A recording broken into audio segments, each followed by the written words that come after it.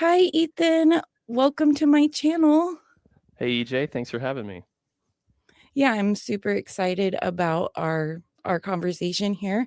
So, I saw you on Jeremy Boring, and I actually do remember seeing your Twitter Hitler hated Christ around, but I never paid that much attention to it. But then I saw you on Jeremy Boring, and I was like, oh my gosh, I have to talk to this guy because it seems like you and I might have had sort of a similar um like you know, relationship to the right wing and the far right, only you seem to have, like, a slightly different path, but it seemed like we were noticing things around the same time and kinda keeping tabs on things in the hard right is which is a part of the dissonant right, and so I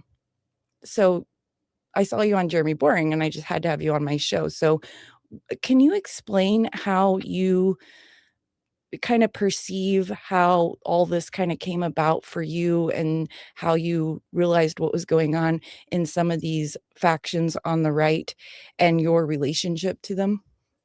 Yeah, good question. So I've been paying attention to right-wing politics for a while, and all the way back in, I was in college in 2016 during the first Trump election, and that really kind of got me paying more attention even than before, because of all of the wokeness and the cultural response and reaction to that through Trump and original MAGA. But even at that time, in 2015 to 2017 time period, you had guys that were trying to launder some sort of, or launder is a bad way of saying it, but we're trying to, I guess, resurrect a form of paleoconservatism, which would be kind of the nice way to say it. At the time, it was coined as more alt-right, but it was kind of more of a racially identitarian politic into the right wing. And you had guys like Richard Spencer and some of these other folks back then that were pushing some of this. A lot of whom have now kind of moved away from that and have mellowed out as they've gotten a little older or focused on some other things.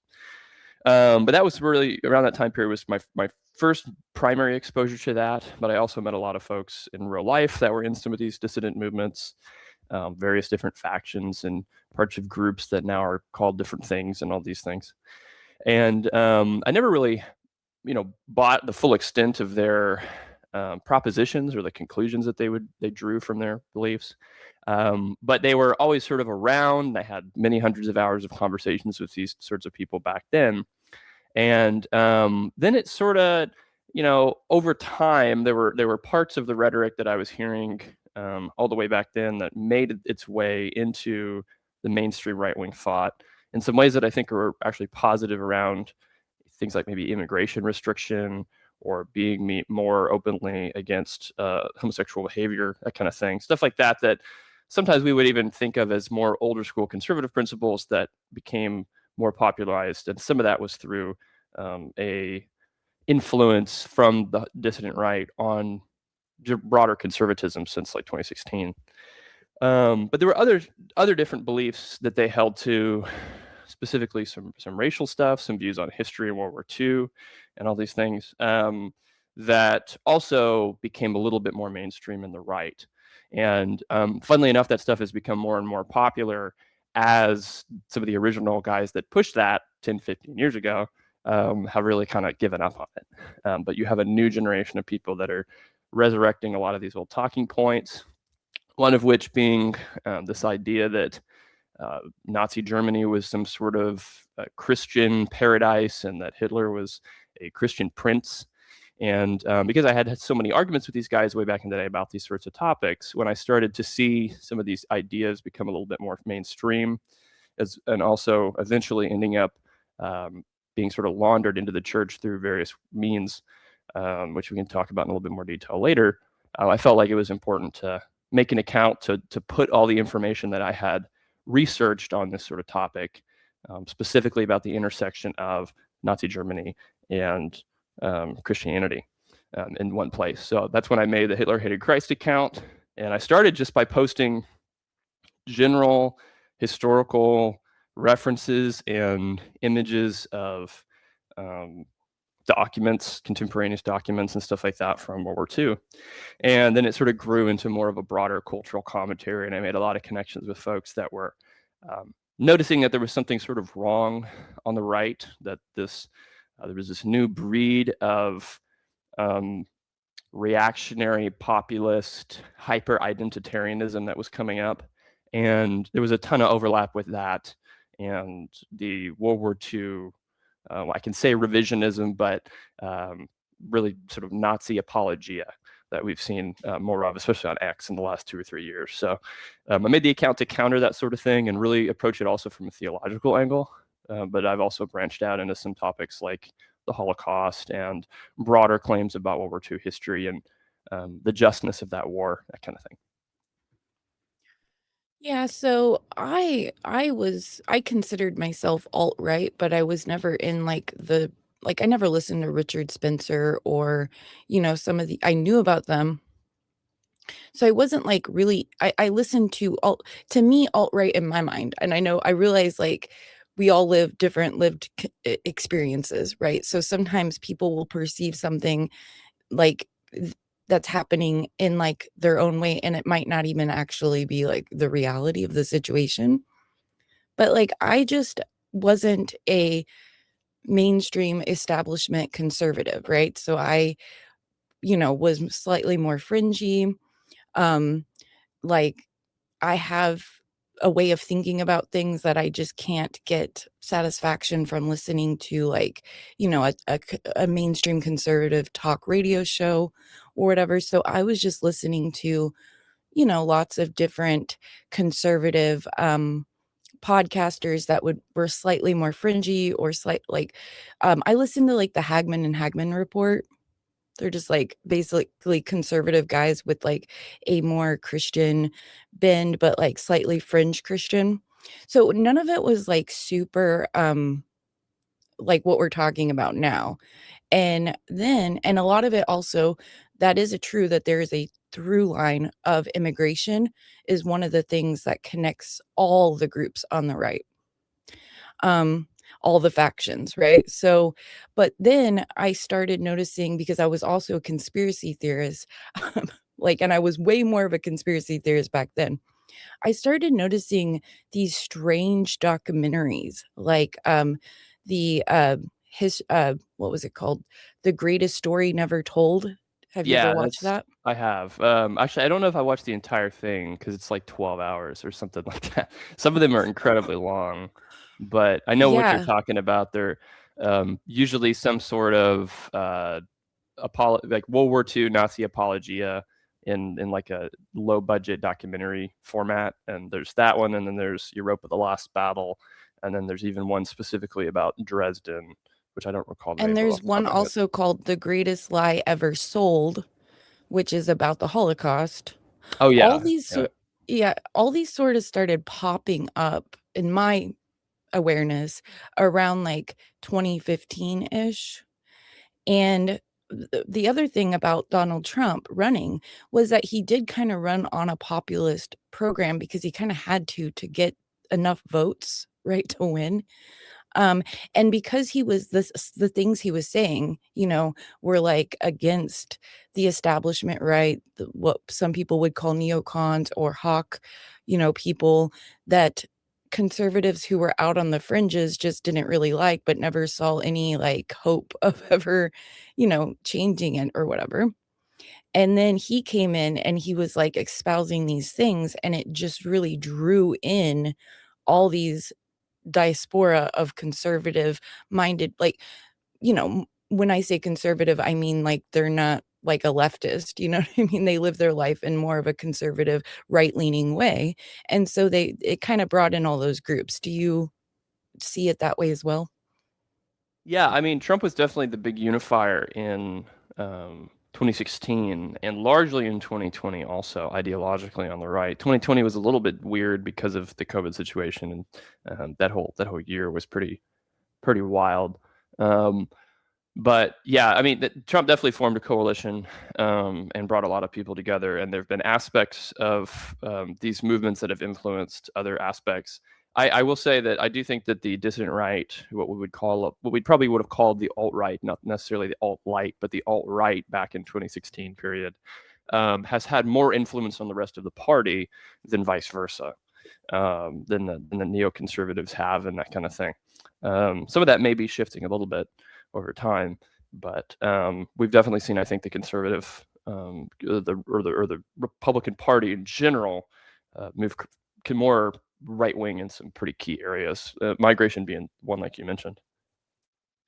Yeah, and so anyway, so I started noticing these documentaries coming out and I watched them and I they were so bizarre. Like because I know history really well and so it's kind of like almost a mind like it messes with your mind a little bit because there's all these aesthetics and they like put footage that doesn't really make sense with the narrative that we're told about you know what I mean? It'll be like Hitler putting, like, a medal on, like, a black guy, you know? And so it's confusing and everything. So I watched those and I was just like, "Okay, whatever," you know, like, I don't care. And I just put them out of my mind. But I could see, like, young men watching those, and after, like, they were raised, like, in these, you know, schools with the wokeism going on, and they were told they were, you know, bad and the ills of all society, and they were kind of, you know, uh just pushed away from all places, and then they kinda came up in when Donald Trump was running, and they were in college, like, I believe Nick Fuentes was in college during that time as well, and then they tried to wear the MAGA hats and were attacked and spit on everywhere they went and everything. So I can imagine them starting to watch this kinda stuff and start to develop a worldview around it and around their experiences. Yeah, and I mean the whole thing is it's a conveniently prepackaged ideology, right? Because it offers you a view of the last 100 years or 80 years, and that narrative is one that gives you enemies. It provides you a reason for all of the immorality that you see around you that you take issue with, and all of the things that you're disgusted by in your culture that you live. If you're a young guy and you're rather misanthropic and you're frustrated with the world and your lack of prospects for one reason or another, this is a map. It's a guide and as an ideology for you to apply to every area of your life. And I've known like guys like this who they watched I in Europa or whatever, and they realized that it was really the Jews that why their life sucked, and then for years some of these guys will stay in these little online ghettos of sorts, and they will ascribe most everything that happens to them that's negative, or most everything they dislike about modernity, to some form of Jewish conspiracy or multiracial problem in America or whatever. And it's not to say that there are not issues in terms of social conflict because of the amount of racial diversity and things like that in the United States, but these documentaries, like you're referencing, try to provide the historical framework so that every single thing can be read into it. And this is how you get some of the verbiage and language that you've seen more recently around things like the post-war consensus, right? Which is this idea that most of the issues that we have in our modern day are due to some sort of false consensus that the Western world came to following World War II, and it's usually paired with sort of a lamenting of the idea that we actually beat Nazi Germany, right? But that sort of thinking is all throughout those documentaries, like you described. Now, when you say the post-war consensus, I was trying to remember this because I actually heard you say this before, and I think I heard your friend Will say this too.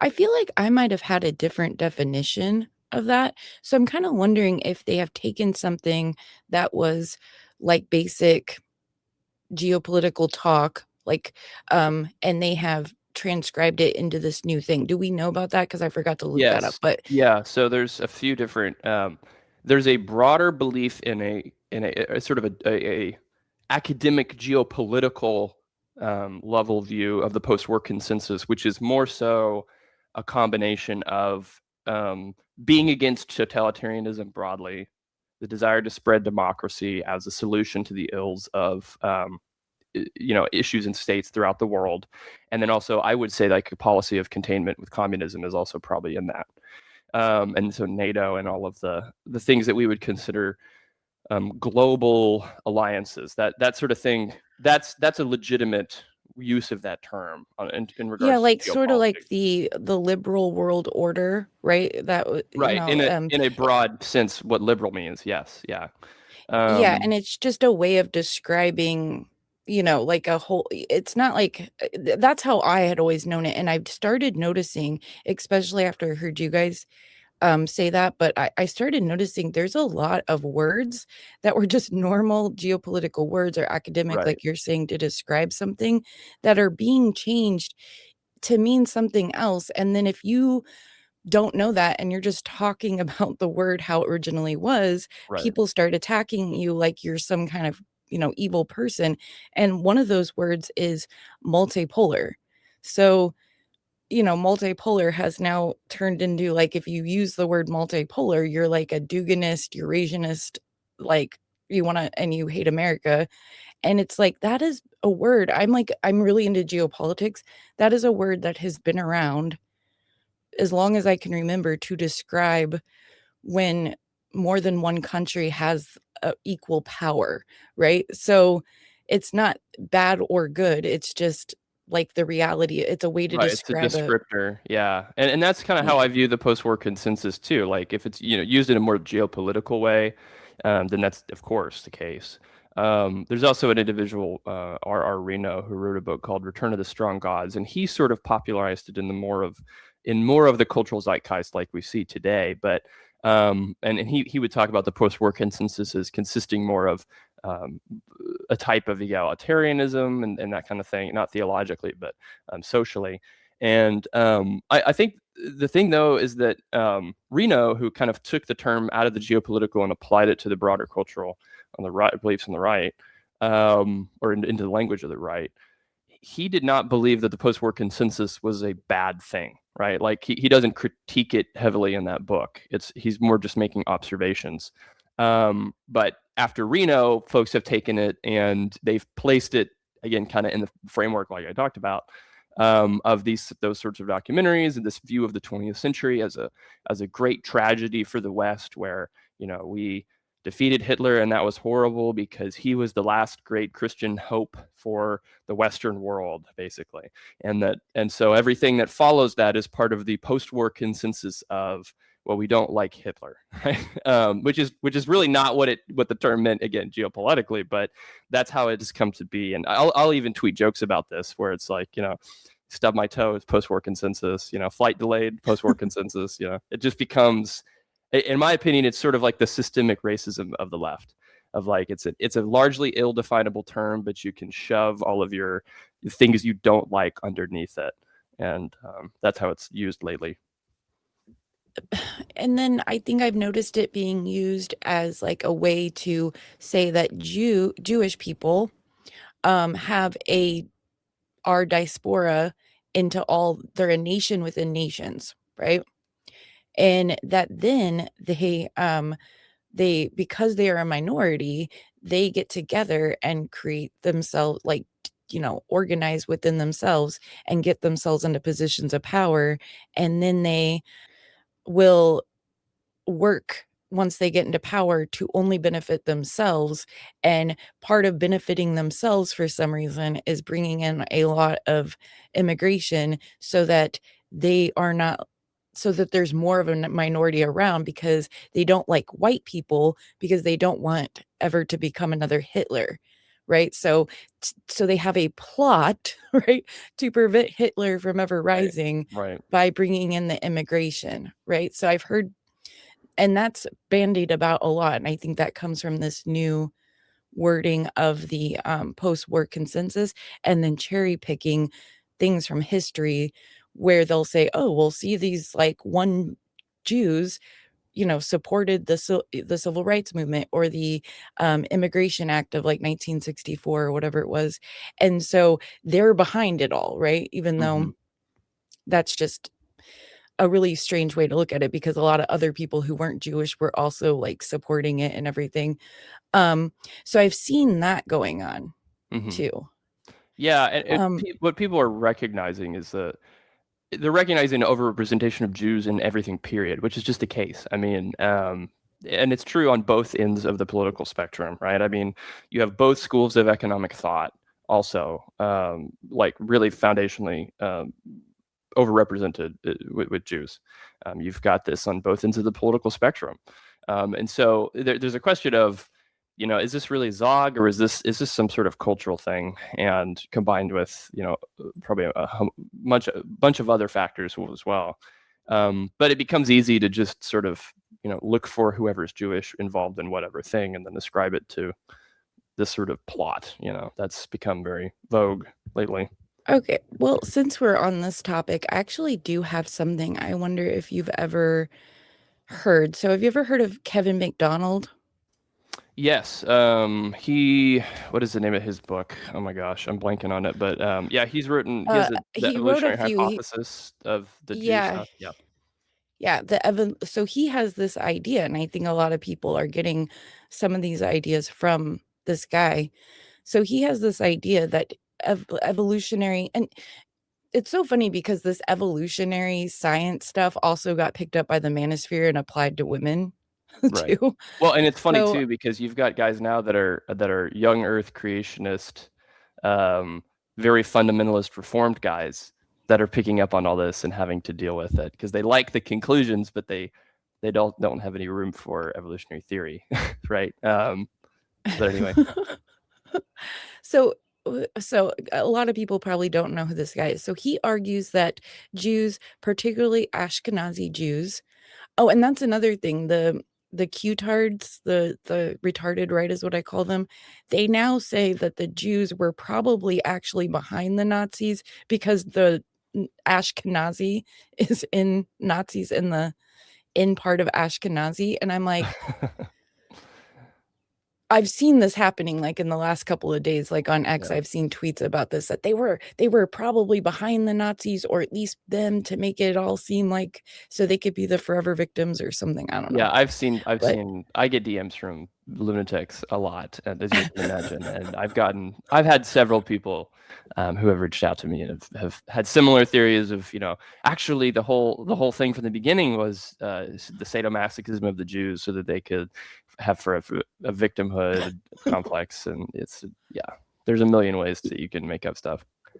and it's like, you don't have to, like, subscribe some mythical victimhood to them. They have been traumatized, like, all throughout history, you know what I mean? Like, they Right. have a shared trauma, like, bond, art. I mean, anybody would, right? Um, but that the Ashkenazi Jews evolved a combination of genetic predispositions and cultural practices that enhanced their group's competitive success, often at the expense of the larger host Gentile populations they live amongst in diaspora as a minority. Okay, and so that's how he explains why you were just saying that Jews are overrepresented in all these facets of society, right? Now I certainly don't agree with that, but I wonder, have you ever heard of Nathan Kaufness?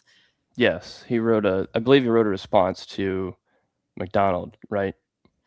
Right, and so his response was that, McDonald cherry-picked a lot of stuff, and that Jews just have in, uh in general, higher IQs than the white populations, right? And so it would make sense, because so he also wrote, he's a race realist, um, but that's another word that's been taken by the, farther right, hard right dissident side, and they've completely, like, adopted that into something that the original ones that were scientific, like Nathan, who's actually Jewish, weren't saying.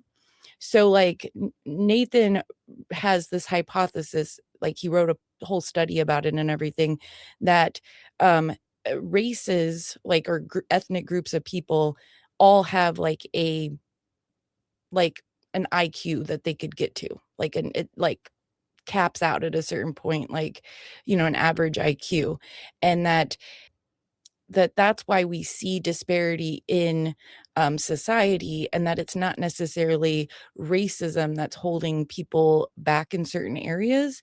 And that if we don't look at it as that way, maybe we can find ways to fix the problem, right? Because he wasn't trying to be like, we're better than everyone, we should hold them all down or whatever. He was trying to say, maybe there's another reason why this is happening, or maybe it's a combination. But and if we can think about it a little different, maybe we can solve the problem. Like, if we want as a society to have, everybody equally represented, then we should try to think of the problem differently, other than just blaming, white people for being like inherently racist, like, forever, and it's all systematic forever, and that doesn't really solve anything in his mind. This is his thing.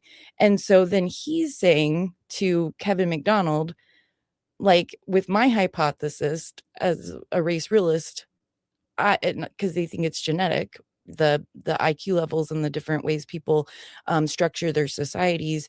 They structure their societies because of their genetics make them who they are, and that's how they want to be, because of something innately in them and not something innately outside of them. And so then he responded to McDonald saying, if we take my hypothesis, then Jews having a higher IQ would then explain why they were overrepresented in society. What do you think about that? Yeah, so this is one of the things, because I've tried to look into the IQ research. I read the bell curve, and I've read the back and forth between McDonald and Confus. Is it Confus? How do you say his last name? I'm not Kaufness? Kaufness, Yeah. yeah, Cofnes. And I actually listened to Kaufness on some different podcasts, actually talking about this topic too. And really, so much of this stuff, when you start to deal with human behavior, bumps up against the spiritual claims immediately. And this is where I find so many of these sort of systemizations of human action and motive to be just lacking, right? I mean, because humans are incredibly complicated. You can have people who are incredibly high IQ genetically, or have the genetic influence of people who are incredibly high IQ and have some sort of family issue or whatever, and they're just debilitated for the rest of their life. And then also people that seem to bunch far above their actual IQ level, just on the basis of charisma and their ability to communicate for whatever reason, things like this. And so the broad reductionist, like the biological reductionist perspective of all these things, I don't really know how useful it is. I do think that you can definitely draw certain conclusions. You can come to conclusions of, hey, we're never going to have a completely egalitarian society in terms of outcomes. Yeah, of course. Everybody reasonable knew that without having to read McDonald. Right? We all kind of understood this. But my issue with guys like McDonald, and you have him, I mean, like, he was interviewed by Joel Webben not that long ago and had just a total softball hug box interview with him. Oh, And I missed that one. oh yeah, oh, and it's funny because, again, Joel Webben is a younger creationist. He's a fundamentalist Reformed Christian, um, and was pretty adamant on that in the past. And Kevin McDonald is an avowed neo-Darwinian evolutionary psychologist.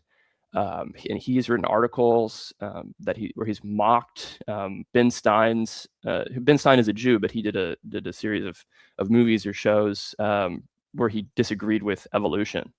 And Yeah, those are McDonald, actually amazing documentaries. yeah, well, He McDonald did those. hates them. And he thinks that they're evidence of a Jewish plot to undermine science, basically. Like But he has a whole he did article. a whole documentary about intelligent design and how they're Yeah. hiding it in, that doesn't even make sense. That blows Yes. my mind. Yeah, no, no, I have an Um, article on this on X actually, and I have all these citations from McDonald, where he talks about how Ben Stein is actually they're trying to use intelligent design to prop up their Judeo, like their Jewish supremacists thing or whatever. Um, and you can go read that, and I can send it to you if you're interested in it. But he has this interview with these guys, and they're you know nobody asked him about that. Like, there's no question on like, hey, we have a very fundamentally different perspective on human behavior, right? I think human behavior is spiritual. I do. I think that people's decisions to make moral decisions one way or another are foundationally a metaphysical thing. I think that people are influenced by their biology. I think that there are tendencies, and I think there are people that are going to struggle more with certain things, probably on the basis of their genes. But I think at a foundational level, human beings we're not biological reductionists as Christians, right? We don't. I'm not a race essentialist. I don't believe that. Like, I'm not a biological determinist. All of the things, the behaviors that humans exhibit, foundationally as Christians, we view as spiritual.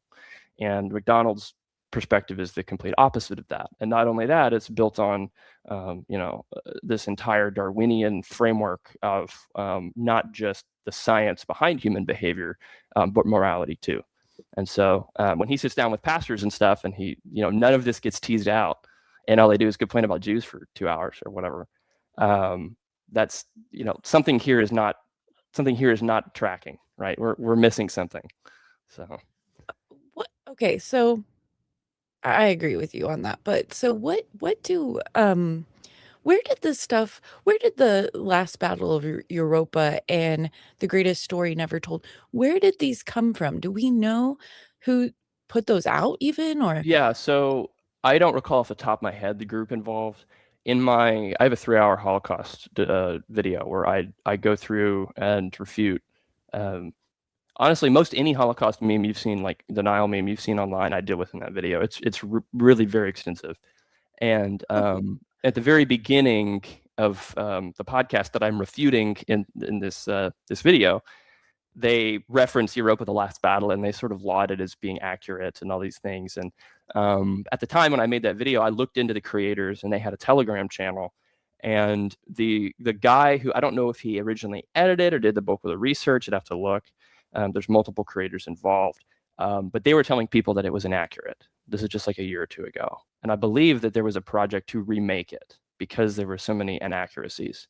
And But how where did they get, because like, it's it's just internet so research. It's just randoms. I don't think any of the people involved are credentialed, but I could be wrong. If you guys watch my Holocaust video, I put a thing on screen that shows that the because chats it where they just say that. seems so, like, you know what I mean? Like, it's got quotes and it's got a whole, I mean, it's putting everything together in a really solid way, right? Like, in a narrative that makes sense if don't know history or whatever. Yeah. And so I'm thinking, who, like, where did, like, how could you, because, if you wanna research World War II, you get World War II books and you know what I mean? Like, you would make a documentary based off that. So I'm thinking, how could they have possibly gathered all this information, weird, um, clips where, like, footage from World War II that they were able to put into ways that are manipulative, like, and then now if they're just saying, "Oh, well, none of it was true," well, how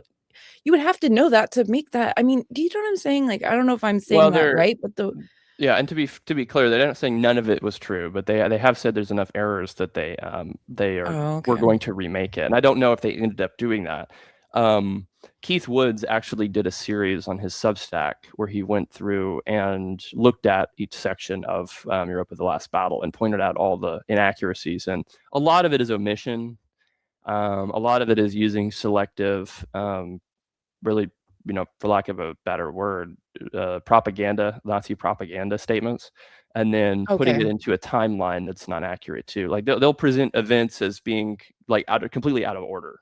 Like there's several instances where this happens, and yeah, and of course you can build whatever narrative you want if you just sort of monkey around with that. And there have I been just didn't know if there was a like source they were getting it from, or Well, there's a something that like corpus of revisionist, and I use that term that's very charitable, literature out there around World War II. And really, what's funny is that you can go back and find iterations of like the Holocaust denial talking points that have now ended up in the form of memes way back into like the early 90s or late 80s, or sometimes even before. from Um, the neo-Nazi movements in the yeah, United from States. and usually be stuff that actually got published. Like you have all these proto denial guys who like published actual books that got distributed, and I mean like even like groups and stuff that guys like the Oklahoma City bomber were a part of were Mhm. distributing these things internally, and a lot of those groups were very early adopters of the internet and were distributing this Yeah, they stuff. were very into books, like, everywhere they went, they had, like, tables with books and, Right, right. um Yeah, and a lot of yeah. it now we look back on it as cheesy, but if you go read some of those old ones, you will see where the origin of a lot of these memes come from. And but what's funny is you can even track if you look at it through time, you can track the denialist literature and where they focus. There's a guy Fred Leuchter who went to Auschwitz and did some testing on some walls and stuff to try to find cyanide, and I believe they probably even mentioned this in Europe of the Last Battle. And he had it tested and claimed that there was nobody gassed at Auschwitz because of the testing and all this. And well, then it took a few years for that to settle in, and then some chemists looked at it and were like, "Hey, you didn't know what the heck you were doing. Like you were taking giant samples that were diluted. This is not how you test for hydrogen cyanide." And that was popular for about 7 years, and then the deniers kind of move off that one, and you don't hear that one referenced as much anymore, right? And so if you look back through time, you can look at the revisionist literature, you can look at these forums back into the early 2000s too, some of them on Internet Archive, and you can see where some of this stuff arises. And that's kind of, if you're in all these different Telegram groups that are compiling this stuff, you can probably pretty easily put together enough sources to do a documentary like Europa Lost Battle. And I think that's what they did. And they didn't really care about fact checking it because it wasn't really about that. It was about the narrative. I mean, that's the thing. So Well, okay, so you were recently on Jeremy Boring's show, which, congratulations. Um, thank you. but I don't know how you managed to pull that off. I can I tell you, told let me tell you the story. Yeah, I do wanna So hear it. yeah, so I'm friends with Joel Berry, and we've talked on Twitter quite a bit. And I don't know how long I've known him, but I actually messaged him a while back, and I said I was joking because I had just noticed that he had left Babylon Bee and was the producer for Jeremy Boring, and I was like, hey, I'll face docs if I can go on Jeremy Boring's show. And I messaged that to Joel Berry, and he was like, actually, we're trying to put something together. I'll let you know. And I was like, oh shoot, I had no idea. I was like, I was kidding. And then he let me sit on it for a week, didn't tell me anything else. And then Monday morning, he calls me and is like, hey, can you get on a flight tomorrow to come out to be on the show Wednesday morning? And I was like, sure, okay. But it was a whirlwind. I mean, I found out Monday, and then I was over there on Wednesday. I had to take a day off work and stuff, real short notice. But that's how it happened. It was just like me joking about it, and they're like, yeah, we want you to come on. Gotta watch out. Joel Berry, I think, is like an arch nemesis to some Oh of the yeah, people dude. Well, some of the people I like. yeah, it's funny. I don't out of all the people, like I can kind of understand people who don't like James Lindsay for a variety of reasons. Um, I do talk with James and stuff, but I can kind of like I can see the framing of he's not a Christian, and he speaks on these topics a lot. And I would say that like James Lindsay shouldn't speak at Christian conferences. I would agree with that position. But Joe Barry, it's like the dude is just like really normal, pretty conservative guy. Like he's tweeted a couple things that were edgy and got under people's skin, but I've never seen him really compromise much of anything. Yeah, I don't know why he really makes Well, everybody so angry. I'm a I kind of accept everybody just for like who they are. Like I'm a really accepting person, so like and I don't ever really get offended. So I kind of just, like I like Jeremy Boring. I like, now I can't even think, but somebody completely opposite of Jeremy Boring, right? I listen to tons of people and I listen to a lot of like people I don't agree with at all. but I still listen to them because I want to like argue it in my mind, you know? And so I'm like a pretty forgiving person. So I don't really have an issue with Joel Berry, but I do with James Lindsay a little bit. And it's not for the reasons you mentioned, but he annoys me. But I still really appreciate his work in the that he did for the woke communist stuff, you know? That was all really interesting and good work. So I appreciate that about him. I just think lately he's been being kind of strange, but we won't get into that. I want to pull up the opening of Joel Webben and also like introduce Joel Webben to the audience here because out of all the people that I actually pay attention to, which there are some very extreme ones, Joel Webben worries me the most because there's something about him. Do you know what I'm saying? Like he's almost He's like our special boy. That's what we call him in our chats. We say he's our special boy. He's the gift that keeps on giving. okay, Yeah. let me um Yeah.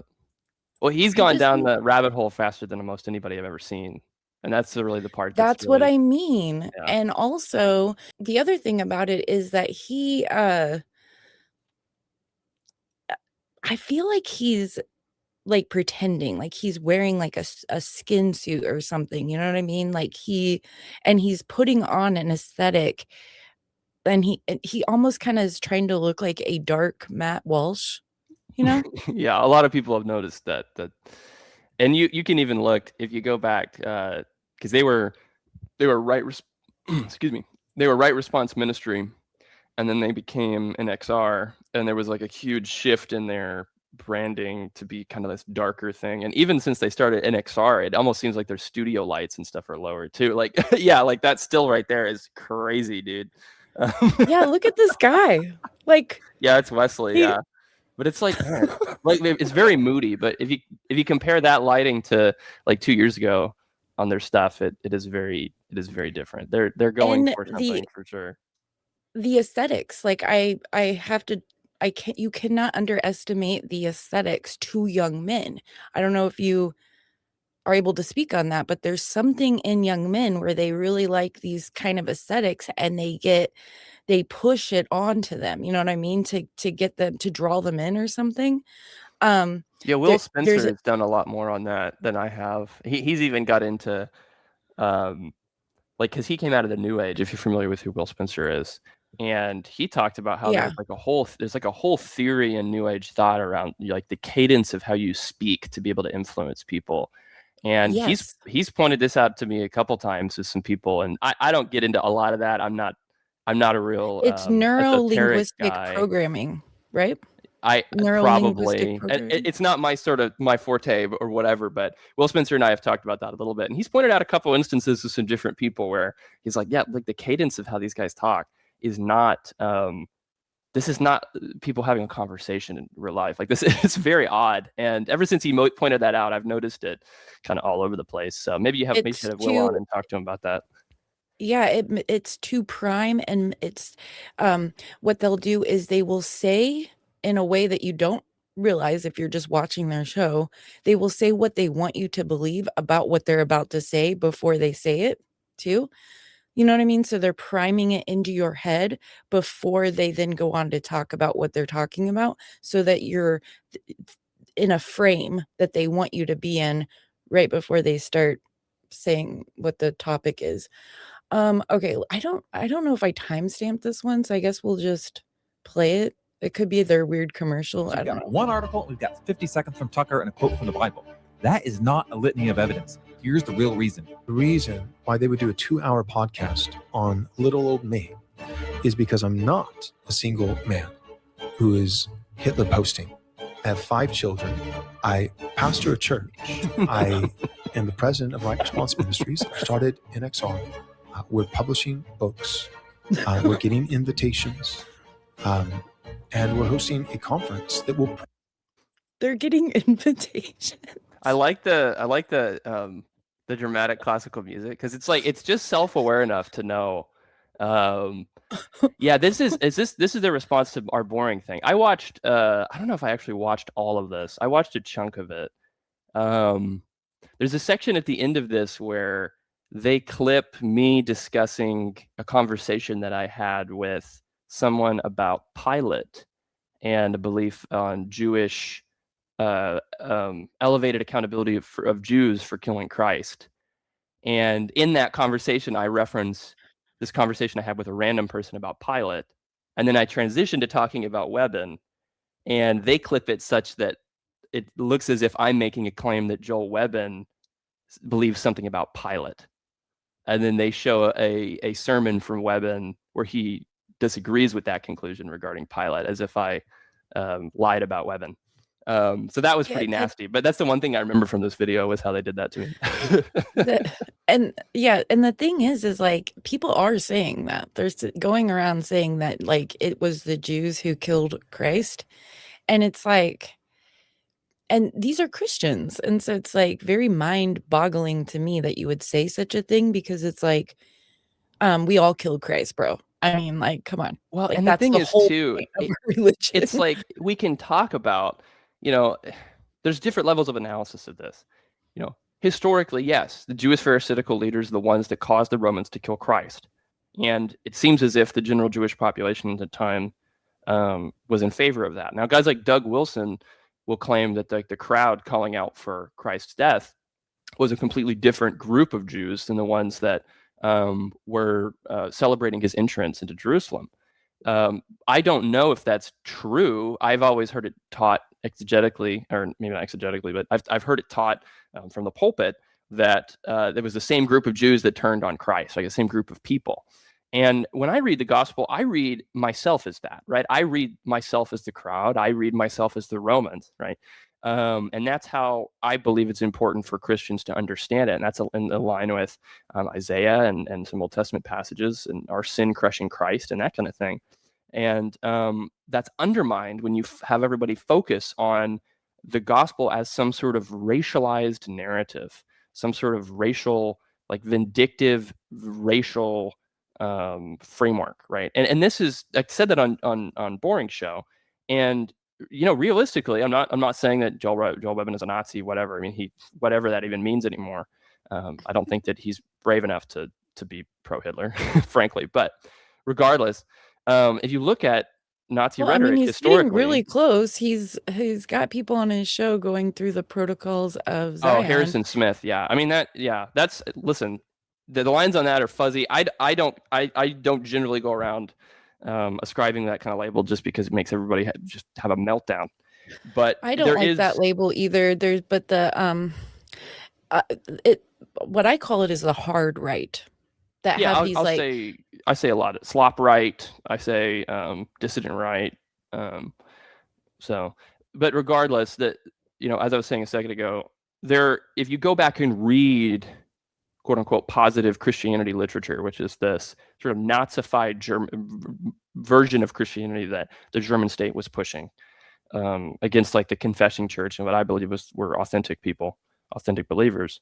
They were building this whole racialized narrative of Jesus too. They were building this entire framework of, the Jews killed Christ, and their interpretation of the gospel was the opposite of what we read in things like the Sermon on the Mount, right? In fact, they removed sections of the Sermon on the Mount using institutions that were funded by the German government because they wanted to de-Judaize the Christian religion.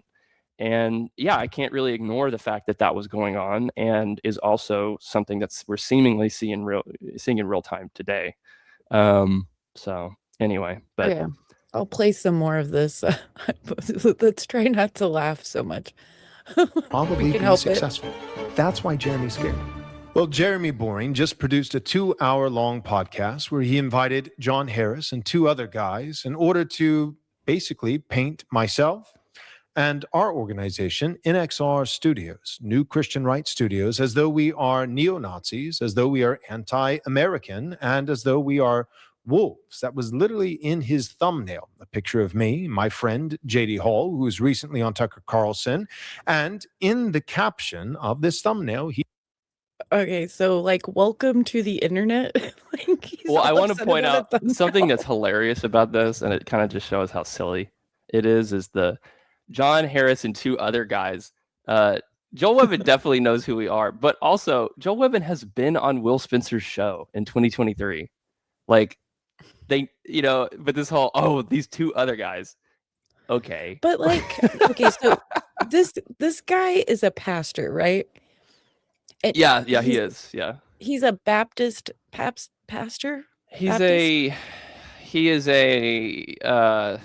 he's not part of a denomination specifically, but he is Reformed Baptist theologically, and I believe his church holds the London Baptist Confession. That's their confessional standard. So Okay. That's yes. really confusing to me. Like I don't because you told me the other day that Reformed means like Calvinist, and I don't know how Calvinist and Baptist are like mixed. So that's not actually too difficult, and that's actually more. I actually live in that zone theologically as well. So Baptists just don't baptize children. That's really what that means in a modern context. Yes. There are Arminian Baptists, which are ones who are not Calvinist, and then there are Reformed Baptists who are Calvinist.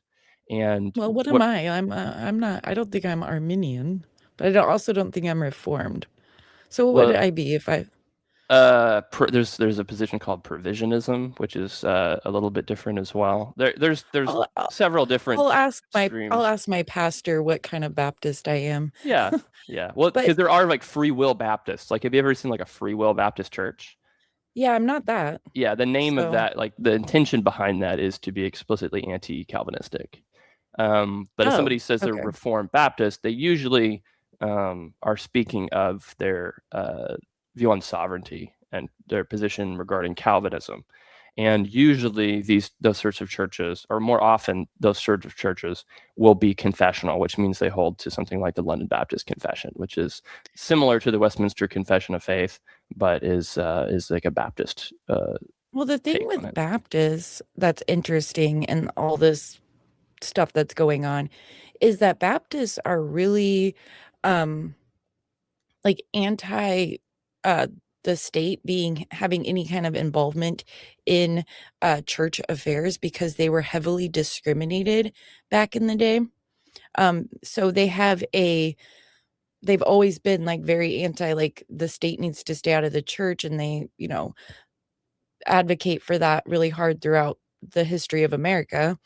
And so then you have all this stuff coming in where they want, I know we're going to get into it farther, but it's sort of like this idea that we need like a slightly more authoritarian type government to fix all the woes from that the left has caused, and that we need to have like a Christian or there's Catholic integralists, or there's this certain, not all, but certain factions of what would be called Christian nationalism or white identitarian Christian factions that want to impose Christianity or some form of it onto the government body and how things function. And so Baptists would be like against all that, like traditionally. Yeah, and so more so for sure. Yeah. Yeah, more so than others. But okay, and then look at his, like, do you see these aesthetics for a pastor? He's got like black and red things hanging over him, horns, and then alcohol up on this shelf. I just find that odd. Well, there's a whole people have noticed this for a long time with the manosphere, and the Reformed camp has had some of this go on too, even with guys like Doug Wilson, where the aesthetic is established through, stuff like being comfortable with alcohol and hard liquor, and being comfortable with tobacco and smoking pipes or cigars, or within the NXR, it's become cigarettes is the aesthetic or whatever. And some of that's, like you said, to attract young men. And it's pretty performative, to be honest. But I get, if you're 20 or something, maybe it lands a little bit more. He said, wolves in sheep's clothing. He is saying that we are false teachers. He is saying that we are not Christians. We are not regenerate, that we are going to hell, and we are leading others to hell as well. Multiple claims are made throughout this 2-hour podcast. We'll spare you a lot of the garbage, but we'll address a few of the claims clip by clip, bringing receipts. One of the claims that he says is that we support neo-Nazis, that we have publicly advocated for groups that are allegedly neo-Nazis. We'll bring receipts and show you how this is not true. Another one of the claims is that we're soft on Islam. That we think that Islam and Muslims, more particularly, are a natural ally of sorts for Christians in our war against Israel and the Jews. We'll bring you receipts to address that claim as well. John Harris, at a certain point through this 2-hour slog of garbage, he said that we are too ecumenical, that we're lowering the bar, that we're doing a conference that is titled Christ is King, America After Trump, but we're not even holding Christianity as a standard for our speakers. We'll address this statement and bring receipts on that as well. Okay. So I just wanted to like show that like beginning, like him freaking out about you being on Jeremy Boring. And like, so did you guys accuse him of being a neo-Nazi and Yeah. So what's funny is all that? I mean, I actually haven't sat down and rewatched the entire conversation with Boring, but in the moment, my recollection was that we mentioned different figures, and I mean, I think I bring up Webben by name a couple times, but it was a much broader conversation about the right than it was about him in particular. You know, the fact is, I mean, groups like Patriot Front, for instance, who Joel Webben has had Thomas Rousseau, who's the leader of Patriot Front, on his show, and really, you know, props him up and lauds him in a lot of ways. His organization is full of neo-Nazis. I mean, we can pretend otherwise, and Joel is going to pretend otherwise, like we kind of saw there. But I've posted all sorts of intake membership interviews from 2021 that leaked out of Patriot Front. All those guys are reading Mein Kampf. They're reading Nietzsche stuff. You know, they're reading all sorts of bizarre, vitalist, hyper-racialist, Nazi and neo-Nazi texts, and a ton of them identify themselves as National Socialists. And so, yeah, to say it's like, oh, you know, that we support neo-Nazis, that's a lie. It's like, no, I mean, like, what do you think that means, right? And anybody who kind of has an understanding of the landscape on the right, I feel like can see what's going on there. And I've been trying to point some of that out as well.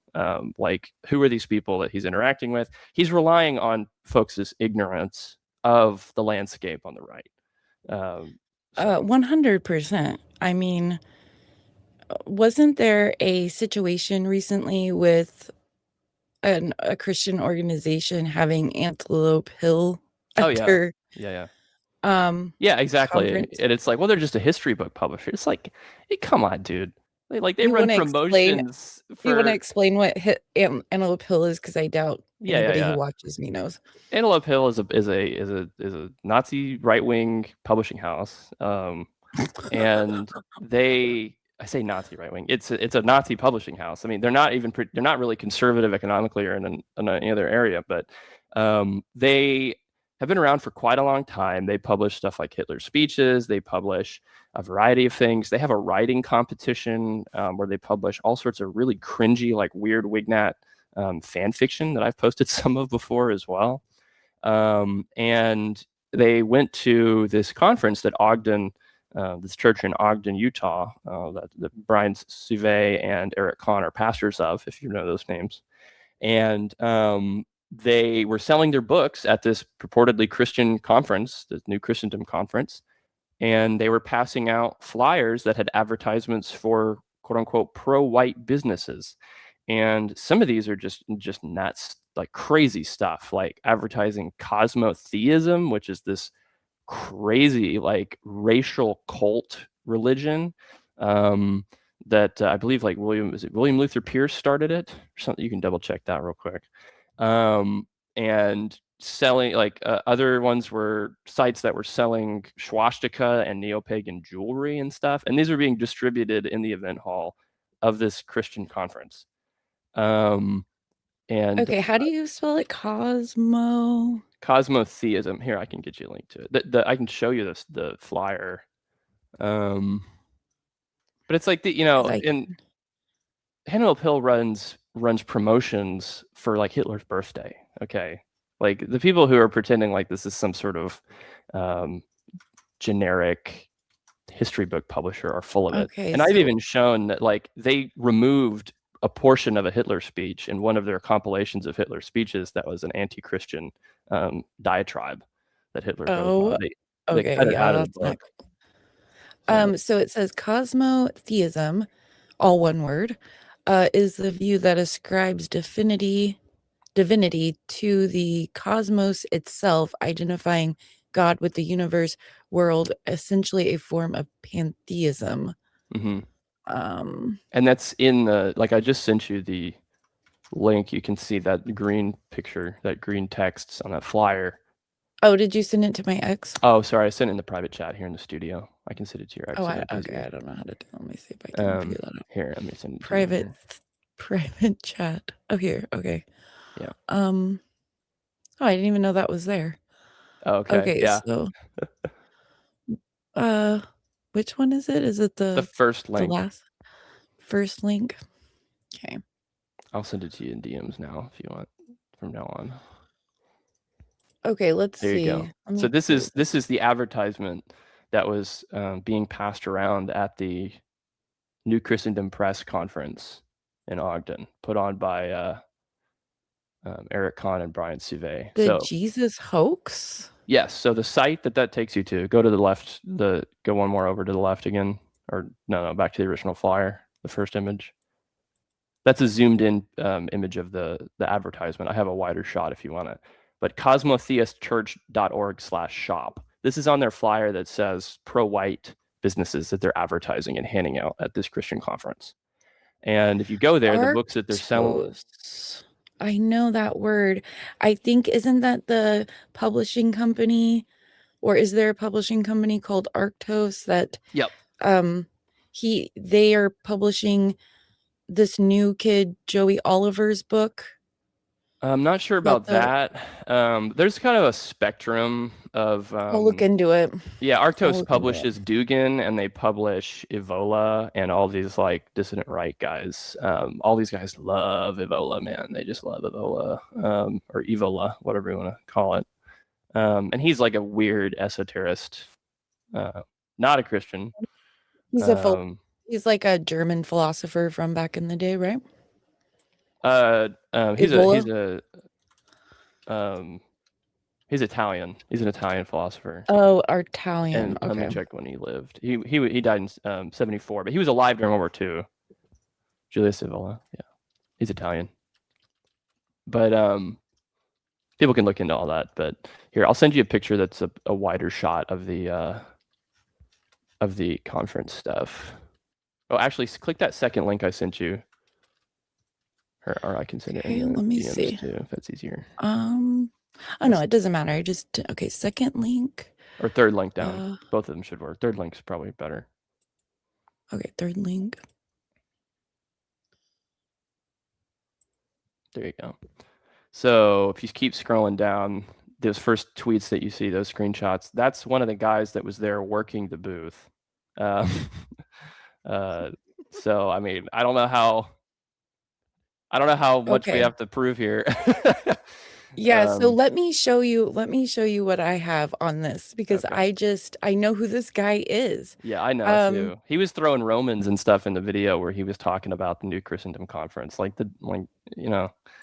So see this account here, Rebecca Blonde's tweets? Mm-hmm. Do you know of her and her outfits? I do not. Okay, so I know a lot of these nationalist socialists bringing in ideas very similar, let's just say it that way, groups that people you might not know of, which is I have a bunch of clips of them. So this is she on her outfits, like her platforms, because she has some YouTube channels and stuff where she does, it's never just herself, it's like other guys. And she advertises Antelope Hill is one of her oh yeah, what is it? What is it called? Yeah. I just found this picture of her with this guy who was working with Antelope Hill at the time, the mainstream dissident dude. And then I have this. So this is the other thing that sort of I find odd about people who call these people out, is that they will say things like, I have all these things, but they'll say things like, oh, we're worried about polarity. Okay, here's this guy, Adam Mainstream Dissent. Okay, so Multipolar Press presents the Global Reset, and it was in July 18th in Manhattan, and these were the speakers, right? So Blonde was there, Rebecca Hargraves, and they were selling tickets, and Konstantin von Hofmeister and Cameron McGregor. These are people she streams with and stuff, and they've been around for quite a while. But anyway, there was literally just because in the mob of people I run with currently right now, because I sort of fell into the fighting Candace Owens sphere of the world when I started my channel. It just sort of kind of happened. And so the people I run with now, all I hear constantly are like, oh, Russia's and doing ops on this, and Putin's brain that, and the woke right is aligned with Dugin, and I'm like, and multipolarity and all this stuff, right? Which I think a lot of it's like really extreme and overblown the way that they're saying it and the people they're applying it to. But then there's literally like National Socialist types holding like a multipolarity conference in New York, and then they don't say anything or even know about it, probably. You know what I mean? So it's just, I find it funny. So I saved that for our sphere of people that get into looking into the Russian connections and all these different things. I don't know to what extent I believe a lot of that. I'm not a real big geopolitics guy. So here's Rousseau. Do you know these young guys? Because they're fairly new on the scene. No, I don't. Not So off the these top of my head. are the Frojack Bros. Now okay, so I want to play this because there's a lot of topics in here that we can bounce off of. And so the Frojack brothers are interviewing Thomas Rousseau. Welcome in, everybody. How are we doing today? My name is Jackson. My name is Forrest. We're the Frojack's brothers, and today we have a very special guest, Mr. Thomas Rousseau. Welcome to the show. Hello, and thanks for having me. Thanks for coming on the show today. So today we're going to be discussing the aftermath, the absolute shockwaves, and the cultural conversation. Okay, just want to say for the audience, I did speed it up, which makes people look a little bit more crazy. So I just, for full disclosure, I sped it up a little bit. That have been happening since the July 4th demonstration. And we were there a little bit before, during, and after the demonstration, and we got to see what you guys do up close and personal. You guys run a very professional and efficient routine, and we got to see that behind the scenes. And if you want me to pause it at any time, just let me know. Okay. I have timestamps where they're going to say things that we would want to talk about. Okay. You guys gave a great demonstration, and you performed a great speech to celebrate 250 years of this great country. And it's important for us, I think, to talk about the cultural conversation. We don't want to relitigate everything you talk about all the time, but it is going to be important for us to reemphasize certain topics, such as the Fed jacketing. And since the demonstration, we've been seeing people not just from the far left and the agitators, but also the more moderate, milquetoast, conservative establishment figures as well, coming out and accusing Thomas Rousseau here and Patriot Front of being paid actors or federal informants, everything on that. Okay, I actually want to play from 9. Why does it keep moving my thing? Okay, 9:30. In order to handle all the growth that you're likely to see, to prevent, optical disasters from, individual actions, let's say. Right. Well, I would rather have slow vetting than no vetting.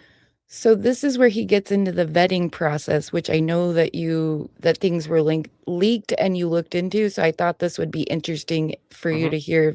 And so I would rather be inefficient than lower our standards. If we ever come to a question of that, we will not lower our standards for volume. But yes, we have received thousands, capital T, thousands of applications since the action. We are on track to potentially, if everything goes well, right, knock on wood, you don't want to count your interviewees before they hatch. That's something I say. But we could add hundreds of members to the organization. And everybody just thinks, oh, well, those are hundreds more guys in a column marching, which is all great. But what really matters is those are hundreds of guys spread across the entire country. Those are hundreds of guys attending their gyms. Those are hundreds of guys, attending the family event. participating in business networks, right? Working on a local level to make sure that there's yard signs in a town near you and everything in between. Potentially staffing or being involved in conventional political programs, as well as any other self-improvement shindig that you can imagine. Right? That is really where the scale comes into it. So PatriotFront already has leaders. We have 22 networks spread across the entire country, and we're looking to add a few more in the year to come. And when it comes to the specifics about scaling, obviously a lot of this is proprietary, and I can't tell you everything. But we have already responded pretty well with elasticity to the demands. We have already broken our all-time records 3 nights in a row for how many interviews we have ever conducted in a single night. That continues to grow. Projections continue to rise, and we are having experienced men staff these jobs so that we can easily scale these things. And I am fully confident that we will be able to handle this, and this will be a permanent upgrade to the scale and the regimentation of our vetting process. And, whenever pressure is applied to any of your systems, you understand where any weak points are, and you can shore those up. And that's just basic logistics and organizing and administration, something which I have a lot of experience in. But we're doing very well. We're doing very well. We are interviewing people all the time. If you have applied to the organization, and considering how many people have applied, some of you are definitely listening, you have not received a response. That is either because your application was denied. I'm sorry. Maybe you're just a conservative.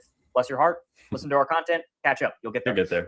And otherwise, it may take you some time. Realize that you're probably 1,000 people back in line, and it is going to take some time. But again, nothing worth doing ever comes immediately nor easily, right? The vetting process itself is a selection factor. Somebody's patience and diligence and willingness to persist and get involved is part of the vetting. We don't want things to be as easy as possible. We could have just a slap on the back and you're in vetting process, but that's not what membership is like. Membership takes sacrifice, challenges. You have to figure things out. You have to take initiative with your own noggin, with your thoughts, and find ways to solve problems. And we want those types of men. So people who do not know how to bear inconvenience, people who do not know how to manage their time or their patience will not have a great time in our vetting process, even on the best of days. So that's my answer. When we're talking about nationalism, it's important to acknowledge what that really means. And we believe that a nation is a people. And this is something that we've heard you talk about extensively. And we also believe that our nation, our people specifically, are sick right now. Our race is spiritually impoverished, and there's a sort of chronic illness that lives in the body of our nation right now. But based off of everything that I saw when I got to hang out with you guys, I think the number one antidote to that sickness is a brotherhood of people who share the same convictions and share the same destiny. And so for people that are applying to Patriot Front, a lot of young and middle-aged men, can you touch a little bit on the importance of brotherhood and how your organization offers that to young men? Absolutely. Brotherhood is something which should be universal. It should be absolutely universal in what you have as a man in a civilization, really wherever you are. It doesn't have to be in a nationalist society or even an American society. Brotherhood is universal, and men just need that. And as a member of the organization, there is the best kind of brotherhood. It's a brotherhood with expectations. There is something much more uniting, much more motivating, and much more purpose-driven in our brotherhood because there's stakes, because there's a cost to a lack of virtue. There's a constant prodding force that is encouraging you to be better than you are, better than when you joined, and better than you were yesterday. And I think that's really what's missing from a lot of the friendships, you could say, that men have nowadays. Okay, what do you think about that?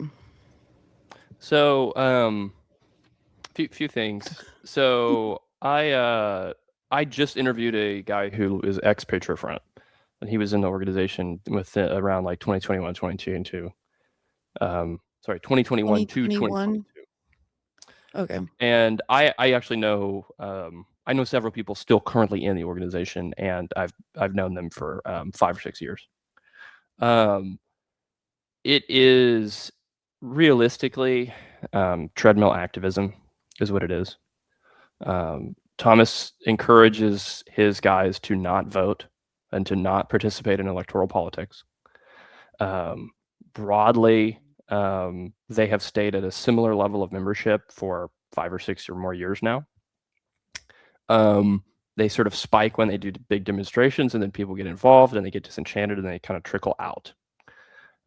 Overall, the organization has grown maybe a little bit, but it is not going gangbusters, at least in the last 5-6 years.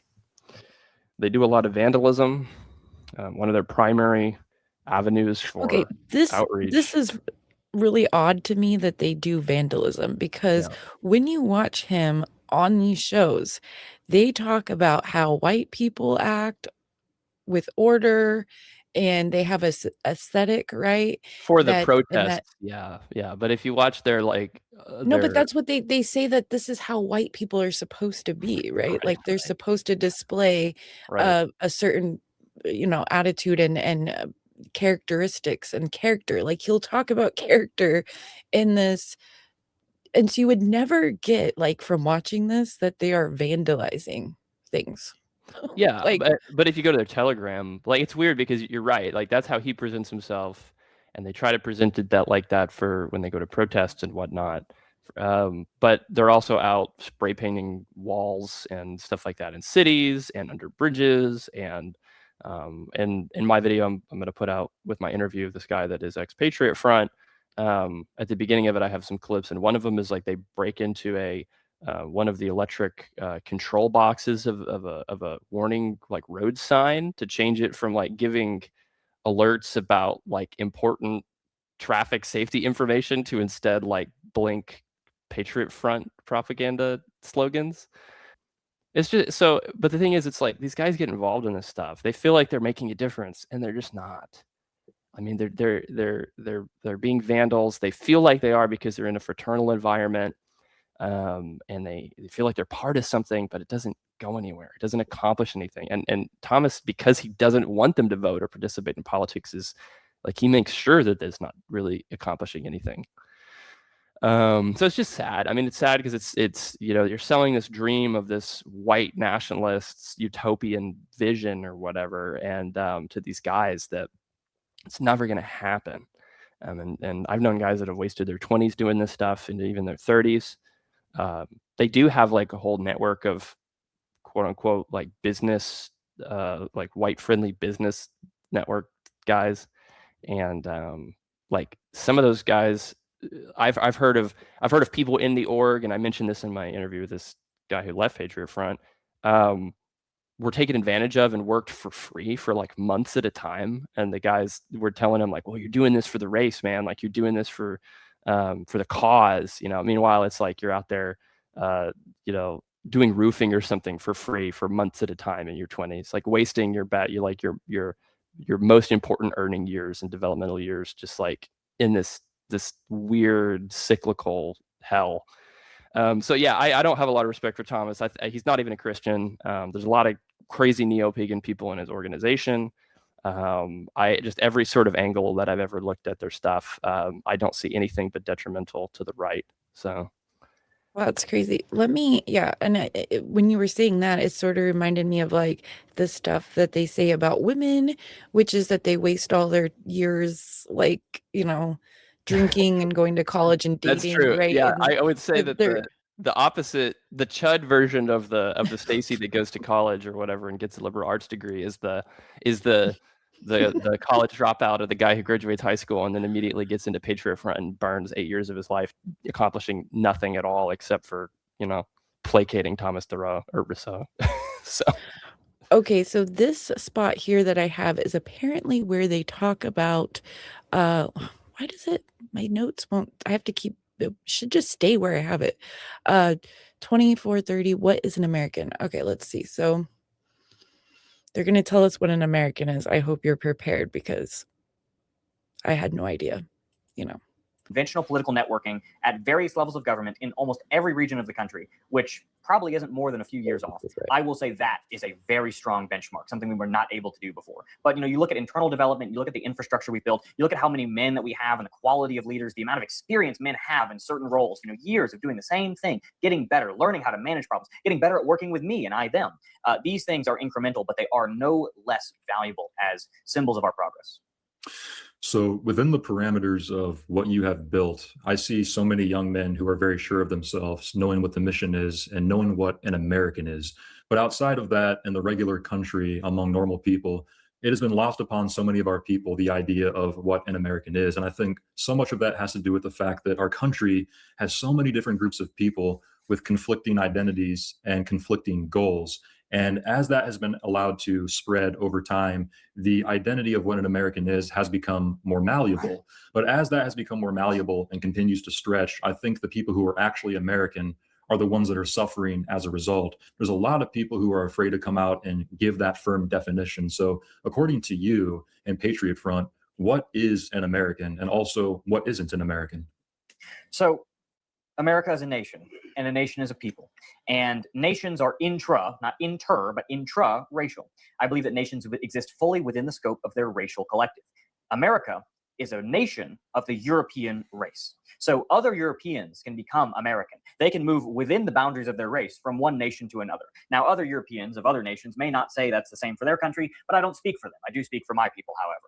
So America is a nation of the European race, and everybody within the American nation has assimilated to or been born within that nation. A nation is not only defined by a racial character, but because not all white people are Americans, and they never will be, and that's okay. Maybe they will be someday, but not for a while at least, not in the practical circumstance. So there is a culture, there is a place that is America. There is an identity, there is a set of traditions, and it's very easy for people in the very public, very moderate range to say, oh, well, nationality is just about what soccer team you like. It's about what food you eat. It's about what flag you wave. But there is something much deeper, much greater. And to be frank, the American identity and culture is harder to assimilate into now than perhaps it's ever been, because it's so much harder to find, because it's so much more diluted. It's so much rarer. It has been expunged from so many parts of our continent. So something that the organization is doing is cultivating that, bringing it to the surface, finding new fields to plant it within, like an endangered species of crop, right? That is our job. We need to have this resuscitation and this re-alivening of our national identity, and we need to plant it in fields anew. So that is what America is. America is its people. America is its story. America does have, as y'all are very happy to say, primarily an Anglo-Saxon foundation of culture, right? America is a nation, a pan-European nation. So because Eastern Europeans, Southern Europeans, Northern Europeans, Western Europeans can, not automatically, not without effort, but they can assimilate into the American nation. And there's nothing wrong with it. Now, that being said, the foundation of America is primarily Northwest European. And not only that, but primarily English. Primarily English, primarily of the people of the British Isles. That is the core foundation, and everybody else who comes in and assimilates, that is what they're assimilating to. That is our culture, that is our identity, that is our cause, this is our home, and that is what we're trying to do about it. Very good. And what is not an American is anybody who doesn't fit that definition. Right. Yes, that does include Native American. We're the Native Americans, because America didn't exist before white people came here, right? You didn't have Cherokee, 3,000 years ago. Okay, so what do you think about his definition of what an American is? Yeah, so I think there's two different. I kind of got in the middle of this when Boring and John Harris were talking about this on that show, but there's different perspectives on this right now, and everybody's trying to get their footing on it. You have people that believe in creedal nationhood, and that's the idea that to be an American is an assent to a creed, and the sort of ideals of individualism and rugged responsibility and That would be like Jeremy Boring. That'd be right? like Jeremy Boring, yeah. And then you got like guys like John Harris, which I'm actually a little bit closer to John Harris on some of this, in the sense that I believe a nation is people. I think that that's valid, but the thing is, I don't believe it's strictly defined as a race, or even an ethnicity, regardless of ethnos being a root of the word nation, right, in Scripture. I think it's broader than that, and I think that's because if a nation is people.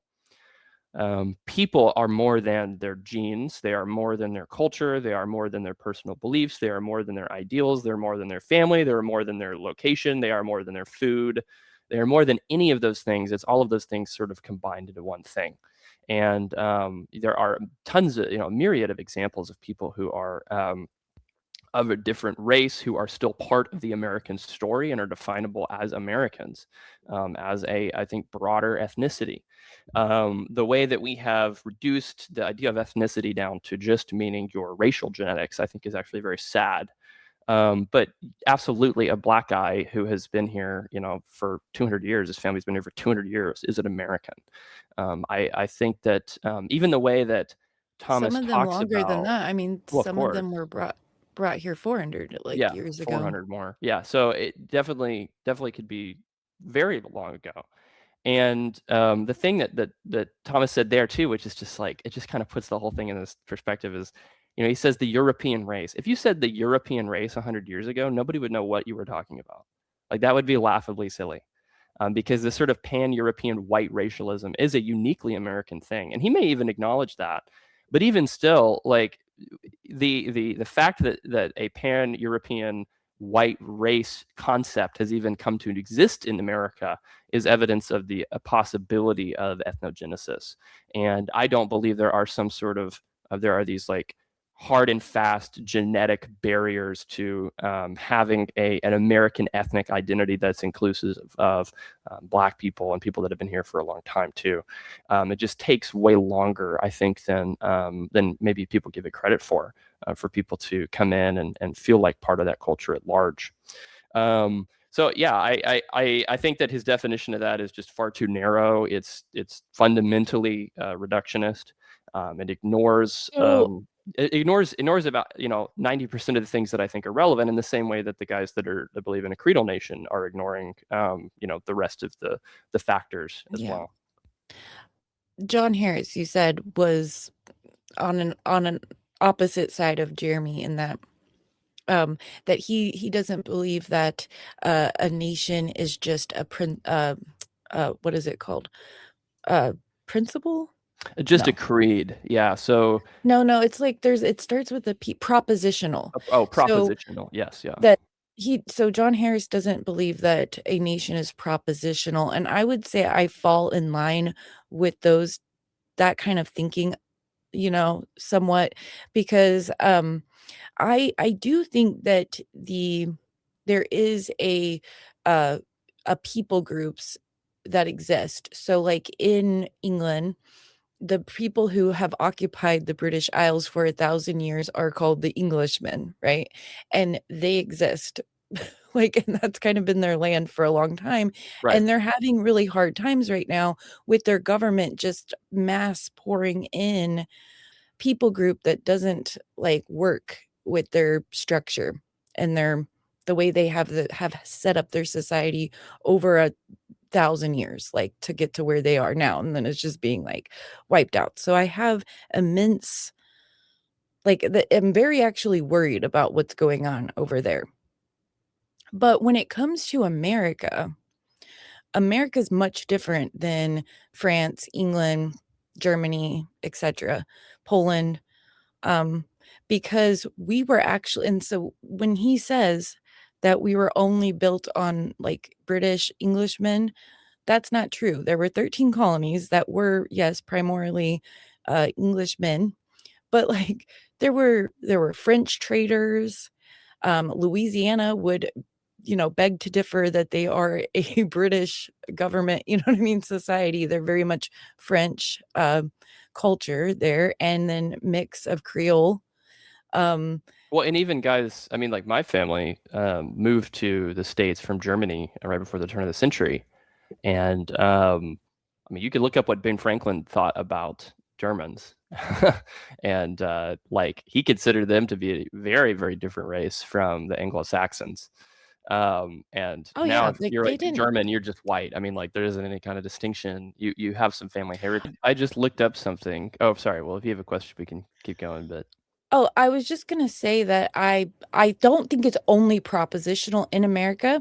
I think it can be at certain times when we need it to be, but I think more recently the immigration that's coming in just isn't working out because of the woke ideologies that's getting placed on so many people. It's not only in America that this is happening, right? This happens in other countries too, this woke ideology, which makes people have a predisposition to not like us, right? And then they're coming in and they're not wanting to actually be Americans. And so now I feel like we need to be more smart about it. well, and But the thing is, oh, sorry, go ahead. I didn't mean to interfere. the idea that we can just erase all of the history of our country that involves so many different ethnic groups, including Black people who contributed to what America is now, is mind-blowing to me, you know? Yeah, and realistically, the sorts of things that would make a difference that are actually accomplishable electorally, that wouldn't result in some sort of crazy, insane mass race war hell, are things like an immigration moratorium. They're things that you don't actually need this, resurrecting of 20th century ideology to achieve. You don't need this like white identitarian hype thing, right? And I think that like we've realized with the left how that makes people stupid. Like it just makes people stop thinking and stop applying principles consistently. I mean, I even looked, so just as you introduced me to these Frojax dudes or whatever, I was on their website Yeah, and I'm gonna introduce you to new okay, yeah. nationalists. Well, yeah, I've not seen these guys for some reason, but they don't have me blocked on Twitter yet. I followed them, so we're gonna see how long that lasts. But like they sell tank tops that have David Lane's 14 words on it, which is what is in the 1488 moniker, if you're familiar with that. So 14 words to David Lane, and then 88, which is HH for Hitler.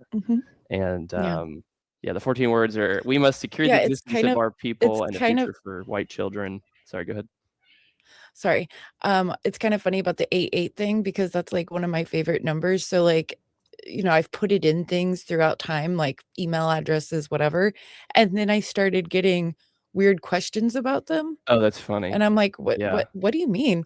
And so, because I just like the number 8, and I had no idea back then that it was like, but so I'd go back, you know, back in the day, right? We would go in like chat rooms, it's like the internet, like AOL and stuff. And then people would ask me like weird stuff. And then I started realizing that they were all like, well, and if you happen to have been born in 88, then you're really in a pickle too on that. But yeah, I mean, it's all this like silly game. But if you look into if you look into David Lane, the guy who created the 1488 moniker, he was a neo-pagan and he hated Christianity. I have this whole video that I posted up that are taken from words from his blog spot, and that's still accessible in the Internet Archive. But he referred to Christians on the right as part of the crap, which is the Christian right-wing American patriots. And he like ranted about how much he hated Christianity and like how it destroyed the West and tore the European race apart and all this stuff. And so, yeah, it's like, that's, you know, why are we dipping into this junk? Like, why are we going to these guys? What are the 14 words? The 14 words are: we must secure the existence of our people and a future for white children. And then also another version of the 14 words are: because the beauty of the white Aryan women must not perish from the earth, right? And that's on the back of these guys' shirt that they sell too. I'm looking at it right here. Here, I'll put it in the chat. But yeah, so it's but if you read what that guy believed about stuff, the dude was like vehemently anti-Christian. Well, that is also a common theme because they will, like, even nowadays with this newer crop of bizarre Jewish hatred, they are now blaming the you know, evangelical Christians as like part of the Zionist group and like responsible for everything. Okay, let me go back to my timestamp. Let's see. Okay, let me go to, I think that one's good enough for now. We're going to stay with these same 2 guys for a minute, and we're going to go to a different interview they did. Okay, are you familiar with this guest? Kevin Deanna? Oh, yeah, in passing on Twitter. Not a lot, not much in terms of his content other than that. Okay, he has a YouTube channel. And you might be But if I said a specific you might be surprised who he has on his YouTube channel quite often. Okay, let's start with 112. Oh, actually, let's watch his intro because the aesthetics. Is this his intro or is it going to be theirs? So much AI. Of our original music and grab one of our high quality. If you want standard time, appreciate you guys being. Our Forrest and Jackson, Frojax, who you've probably seen all. Our links are available right there in the description. Okay, now it's just going to show his. God bless you and God bless America. This. My guests today are Forrest. Politics. So, but like, maybe if we're on his channel later, it's the same aesthetics, like the Rome, the angels with the sword. You know what I'm saying? Like there's this theme of these aesthetics you see with the columns and the statues, and you see it like in the bapsphere, you know, like the Bronze Age sphere. And so it's like I noticed this theme all, you know, across all these people that there's this just weird aesthetics always going on. And I even, you know, I've heard Nick Fuentes say, we like the aesthetics, we just like watching the clips. You know what I mean? Like, because you know you're always just gonna get like whatever come, like he'll just tell it to you straight. He's like, yeah, us young people, we like the aesthetics, okay? You know, like, um, Jackson, Frojax, who you've probably seen all over social media. Frojax are two of the most exciting people who have emerged in the sphere with their videos and interviews, also talented musicians. But I admit we'll be talking more about racial politics today. Can't tell you how excited I am to have these guys on. Frojax joins us now. Check it out. All right, Frojax, welcome to Identity Politics. Thank you so much for being here. I appreciate the raids on the live streams and everything else, too. It's good to finally have you on. Great to be with you, Mr. Kevin. Absolutely. So, I mean, you guys are kind of new on the scene and everything else, but I've been following the content. You got a big following. A lot of people have been talking about you. How'd you get started in all this stuff? Because originally it was music, right? That was what first got everything going. Yeah, we've been artists for really like our entire lives, actually. But for over a decade, we've been actively improving our skills. We've been producing music under Hurting Murphy, Jackson Price, and Frojax. We've been honing our craft. We've been posting on social media, and we had we got really good at it. We're expert musicians. That's what we do best, I would actually say. But after some experience in the music industry and becoming more hip to political shifts. Okay, so by that they mean Jews. That's why he just did Oh, that. in music industry, you mean? Oh, maybe. Yeah, like, that's why he just did that like eyebrow raise. I'm looking at their and music the general stuff. zeitgeist, we decided to get involved. I'm looking at their Go music ahead. stuff right now, and they don't like have a lot of music presence, at least under Frojax. Did he say another name in addition to that one? It's like Oh, I don't Frojax know. and I don't know another any. one. Okay. I don't know anything about their music. Jackson. Oh, here we go. Um, Hurting Murphy. This is the one that's supposed to have more. He's got 4,000 followers. Okay. Why America? Okay, there you go. Very subtle. Interesting. Okay, whatever. This all looks So, kind of sketchy. I would say we sort of got into the alt stuff. what does? Oh, just like his album art and stuff looks like they look almost like rap albums, or maybe they're AI generated. Actually, I I'll don't send know you. what kind of music they play. Yeah, The way they made it sound just from me listening to them was it was some sort of rock music. maybe could be. But I don't know. End of 2023, like before and during Trump's most recent campaign. And it happened very quickly. And very quickly, we came to sort of like our final resolution of where we stand on things. So now at this current stage, I would say we identify So, more did as. you get that? They're very new to all this. These are like new upcoming. They've been gotten by the got, right? Yeah, all these post-COVID people, man, it's just like total brain rot. There's so many since COVID that have gotten just completely wrecked. Okay, they're gonna explain what they are. Okay, because heritage American identitarians that also can do music. That's kind of where we're at, you know. Right. okay, so None of the music. they're American or they're heritage American identitarians.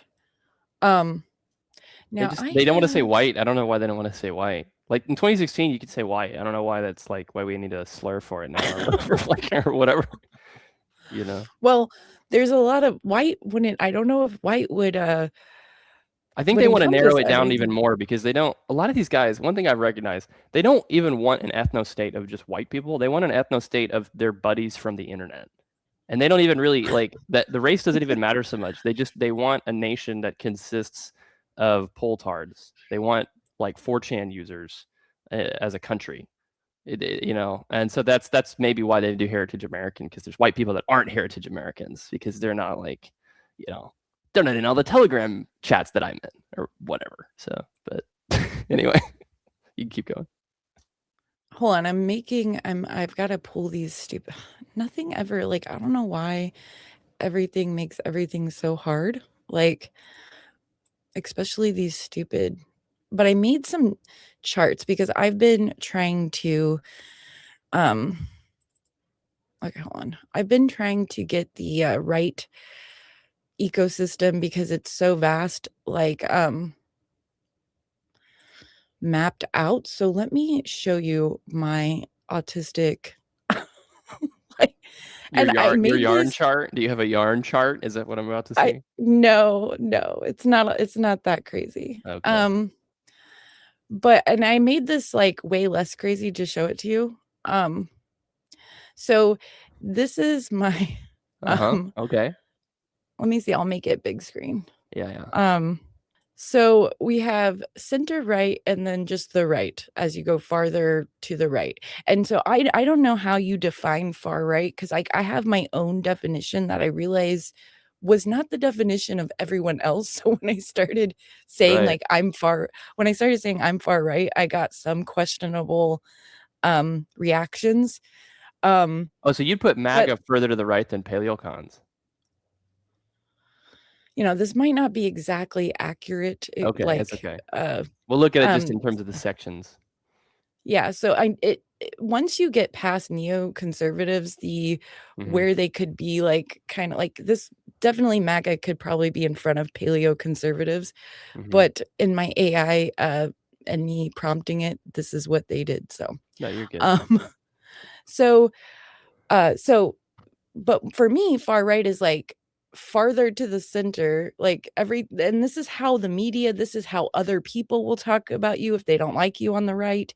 You're always just far right if you're not like center establishment right leaning. You know what I'm saying? Like you're far right. So to me, I always just thought, well, everybody farther to the right of that is far right. So that's how I define it for myself because I get put that way anyway, no matter what I do. So, how do you see the far right? I mean, I would conceptually? actually put neocons. So I would order it from left to right. If I were to reorder it, I go right-wing libertarians, establishment conservatives, neocons, social/religious conservatives, MAGA.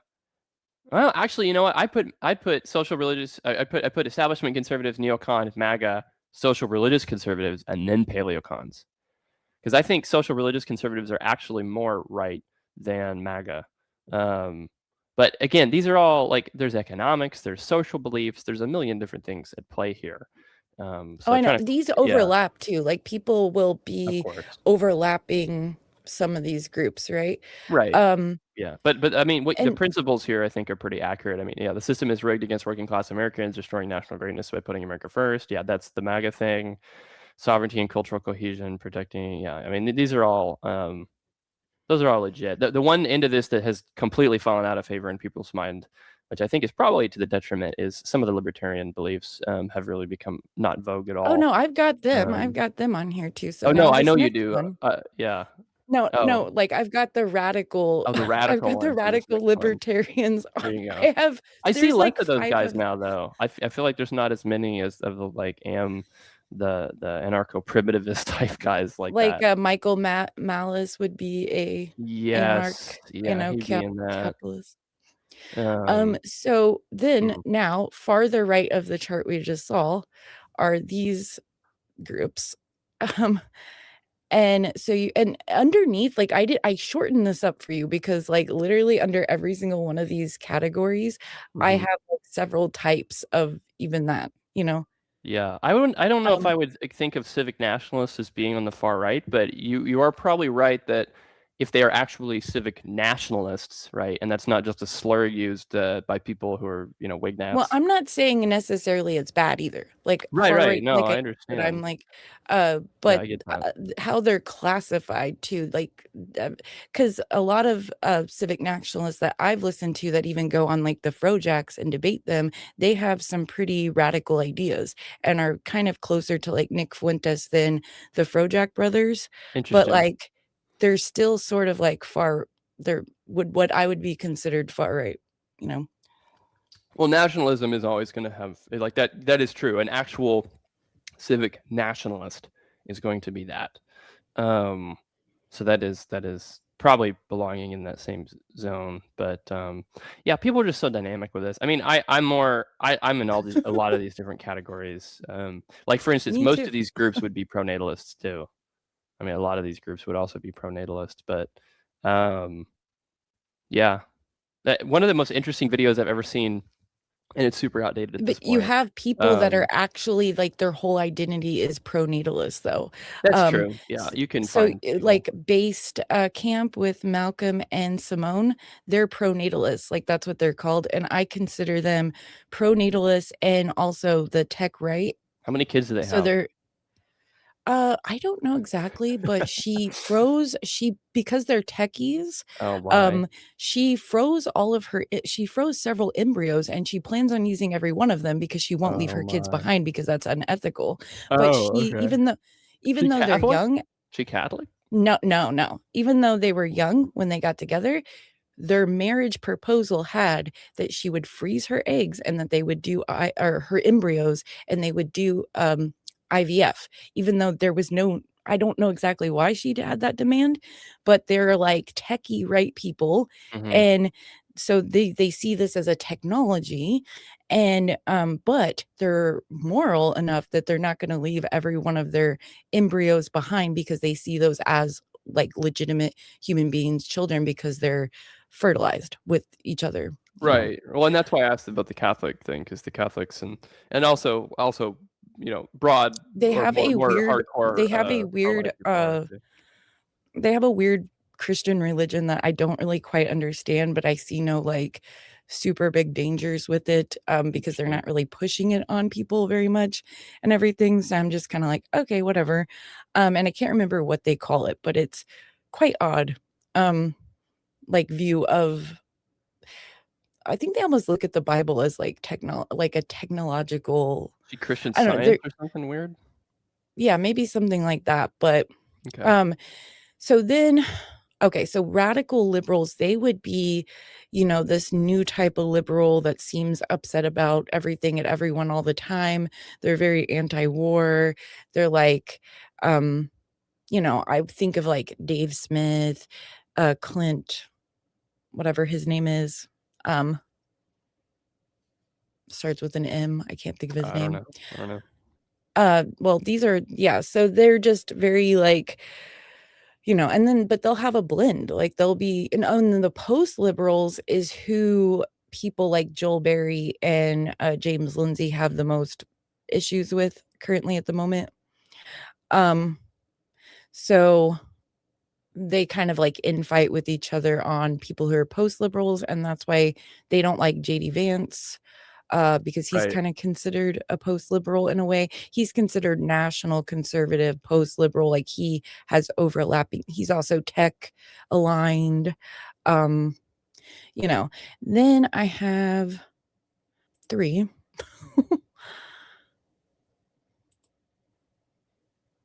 Oh, wait, is that 3? Oh, no. Oh, what I did here for 3 is I didn't wanna put Christian nationalists on the next one, which is, like, completely liberal, because up here at the top, I have mix of classical liberal foundations and illiberal ideas, and the next one was mostly, you know, illiberal ideas, so I wanted to put Christian nationalists on here, so I took off pronatalists and I put Christian nationalists. Mhm. So that's where I put them. And I know that you know can you explain to people what the difference is between Christian nationalists and white nationalists? If you Yeah, I can. mean, and then again, this is one of these categories that's gonna have overlap. So there's a stream of thought, especially in Reformed theology, called theonomy, which is the idea that we should be taking at minimally principles from the Old Testament and applying them to our laws today, with regard with how we should punish people, what severity we punish people, um, the basis for all of our laws being Christian morality and that kind of thing. And that has sort of morphed into a modern thing, which is known as Christian nationalism. That is a really broad camp of a lot of people. You have people that are basically just theonomists that just like the idea of nationalism and think that that degree of patriotism that comes along with that label is something they identify with. And then there's other people that have taken the nationalist component of Christian nationalism and have gone in sort of an ethno-nationalist, white nationalist direction with it. So there's several things under there, but generally everybody who's a Christian nationalist would say, and your description there is accurate, that nations should be guided by explicitly Christian principles and law. There's a lot of theory around this, and the idea, if you hear people reference the Christian Prince, this is the idea that really a guy named Stephen Wolfe has developed quite a bit in his book, and other people have played off of that the Christian Prince is really a spiritual leader of the nation and not just a political leader, but it would have the ability to call things like theological councils and that kind of thing. So there's a lot of conversation in the reform world about that topic at the moment. To people who are left-leaning, I am a Christian nationalist in the sense that I actually do think that some form of theonomy is a good thought process for Christians to have with regards to government. I want our laws to be explicitly biblical, and I think that if we had a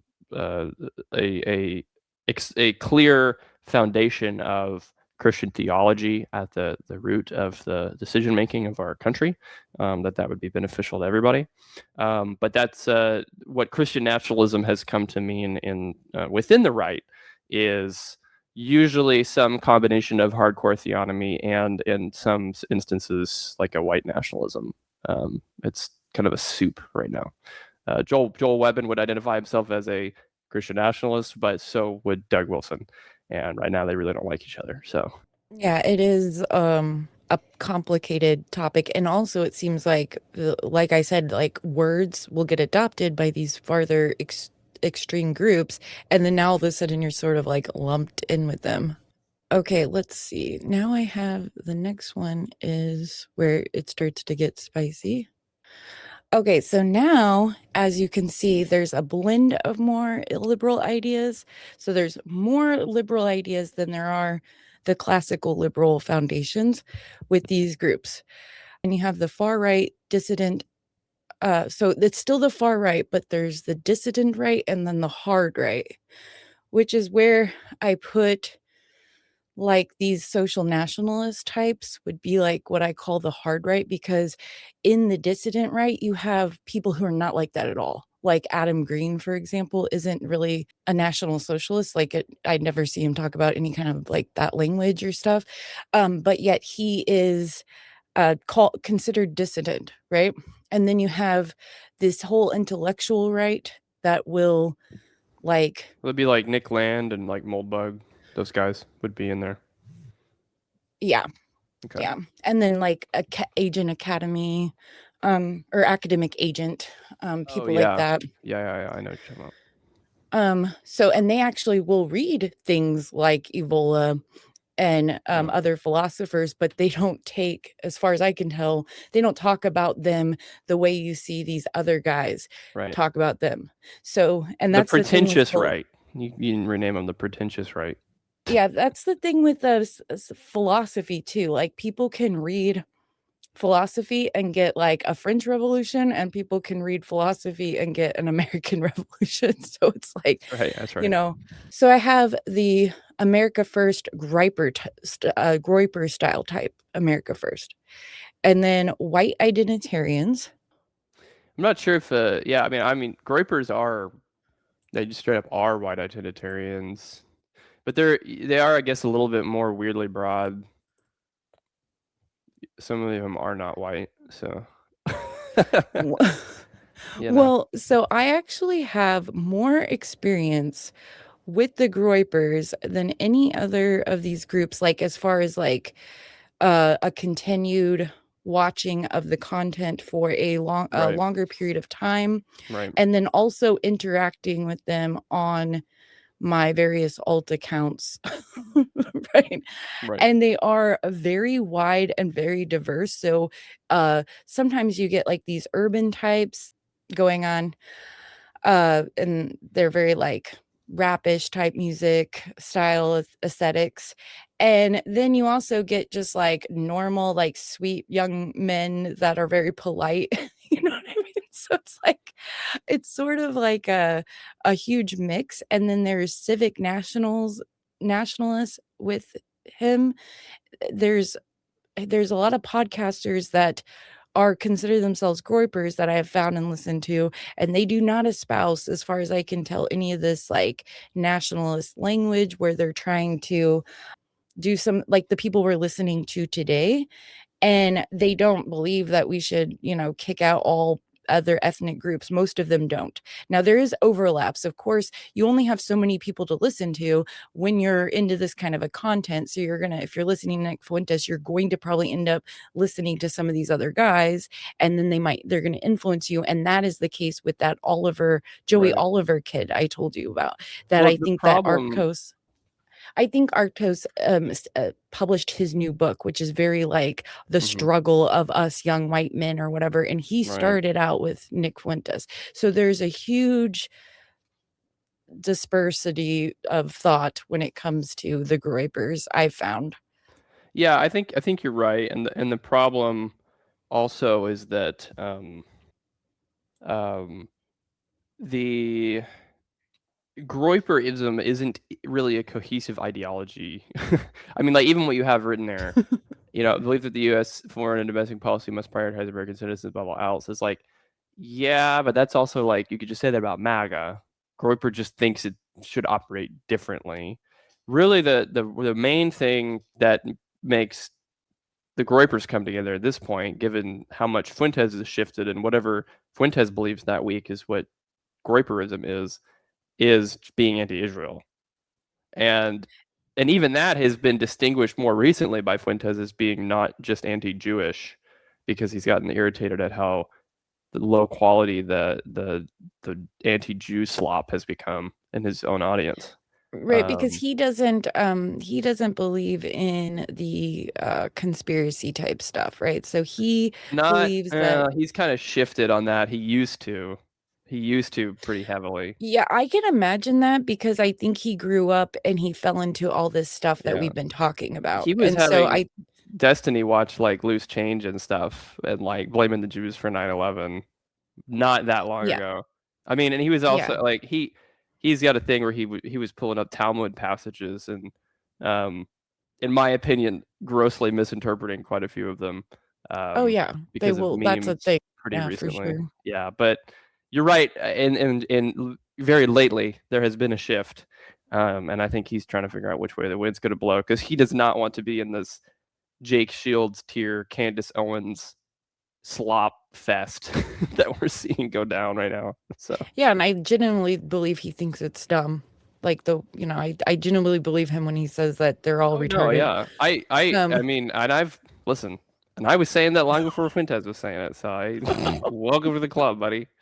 But anyway, But to me, what I kind of imagine in how I've conceptualized him is that it seems like he has like taken in a worldview from a young age where he thinks that the Jews were out to get him like the original paleocons. oh yeah, The definitely, paleocons and the neocons were fighting because it all had to do with the Cold War. So there right. was disagreements with the Cold War.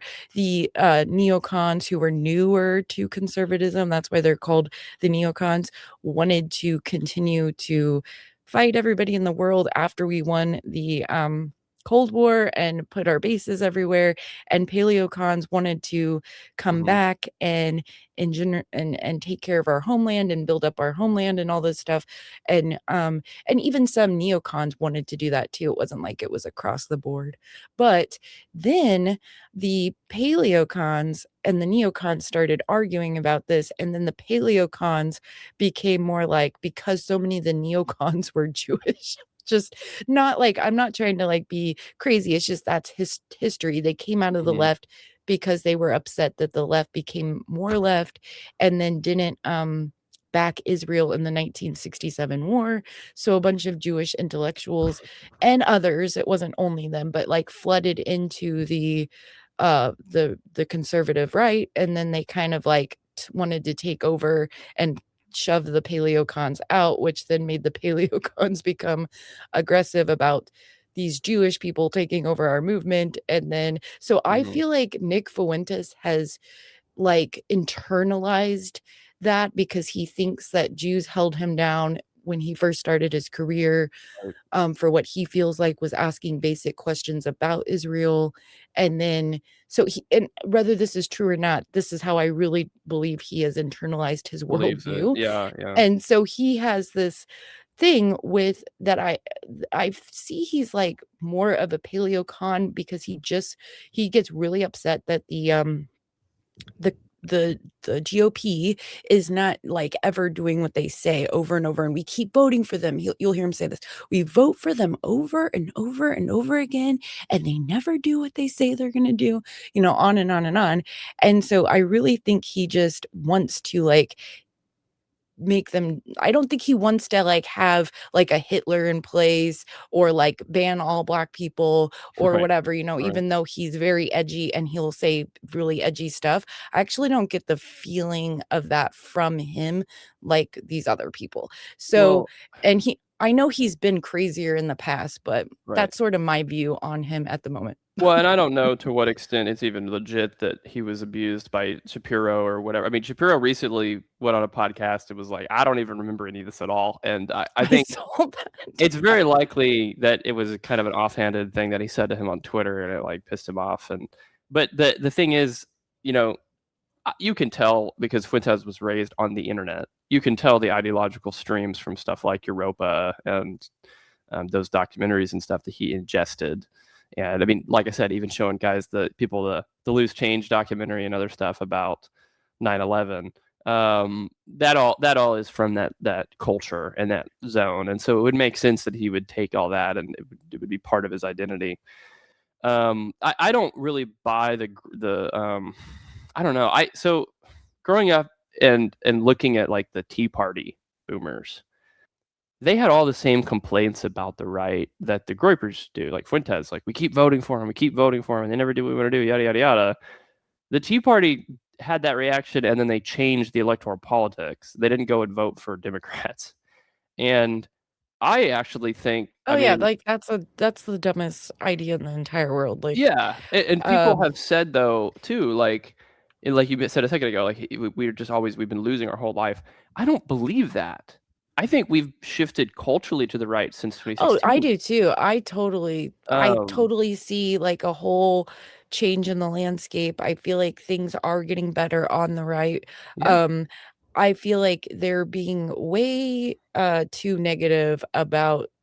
I totally don't agree with them at all on any of that stuff. Yeah, and I mean, like abortion in my state, abortion is like extremely restricted. You saw the issue with the mailing the pills and stuff. But Yeah. abortion has been restricted. I'm in Texas. We had laws, and our AG passed some stuff to ban drag shows for kids. I was protesting drag shows for kids back in the day, like 5-6 years ago. And Me too. My pastor was arrested. Oh yeah.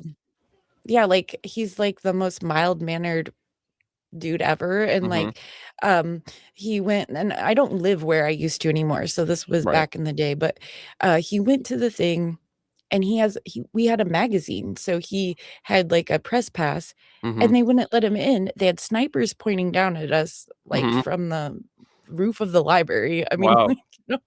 and they wouldn't let him in, so then he like, or no, maybe the first time he didn't bring his press pass. He went there, they arrested him, then he went again, like the next time with his press pass, and then they let him in, but the second he started talking to someone, they arrested him, which then violated his First Amendment rights to be able to be the press. And so then he was like in a lawsuit between our city and him for like quite a while. And then my school at the time that I sent my daughter to was like a church, and they're the ones who started the church at Planned Parenthood. If you ever heard of that? The It was church big. at Planned Parenthood. Yeah, the church at Planned Parenthood. So while Planned Parenthood was closed. We weren't bothering anybody. We would actually be outside on the sidewalk, like the sidewalk and the grass part between the sidewalk and the road. And we'd have pastors from all over the country come, and there'd be music, and we just hold church service like and pray outside of the Oh, cool. abortion clinics. And then it got Right. moved all across the nation. And then Planned Parenthood sued him, and I think won for like, you know, an ungodly amount, like $500,000 or something crazy.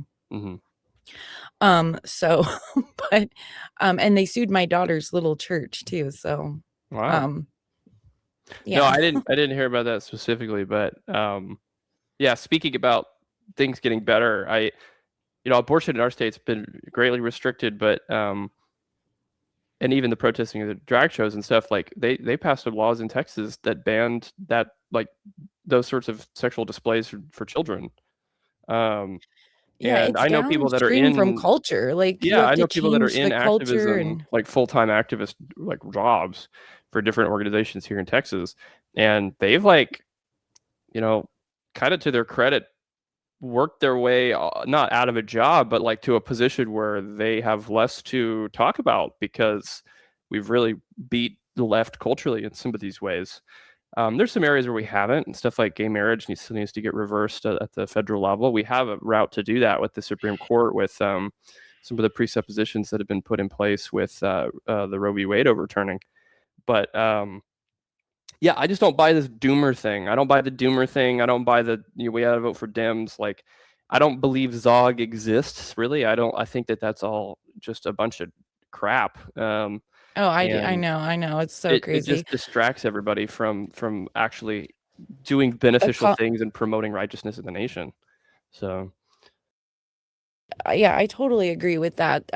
So we're on the same page there. But so then the next thing is this white identitarian. Now, if that video we were watching, they said that they were heritage American, and that's when you said, why can't they just say white identitarians? Okay, so that is the belief that white people have a legitimate group interest and the right to preserve their demographic majority culture identity in their historic homelands and reject colorblindness and multiculturalism as threats to European descended peoples. So, what do you think about that? I mean, this is the thing that's funny about it, right? It's like when it's localized and it's specified, I don't think people have much of an issue with this, right? There are people and groups in Texas that are like a German heritage, like a town with a lot of German heritage, or one that's Norwegian that I can think of off the top of my head, or my family in South Louisiana that's on one side of my family they're German background. There's German festivals, and you find this with the Irish and stuff. It's this pan-European white cultural thing that they've tried to create and push as an identitarian block.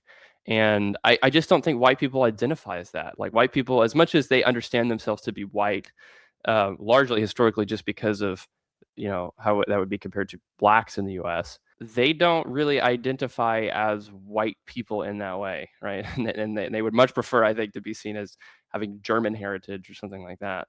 So again, it's just this weird reductionist thing.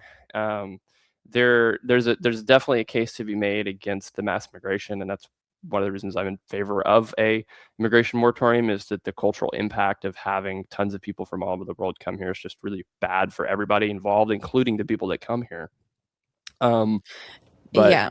and you can't separate it from the historic stuff either. I mean, the fact of the matter is that the guys that have pushed this sort of pan-European white identitarian politics historically, a lot of them have been just real depraved dudes, and they've done some stuff that's really depraved.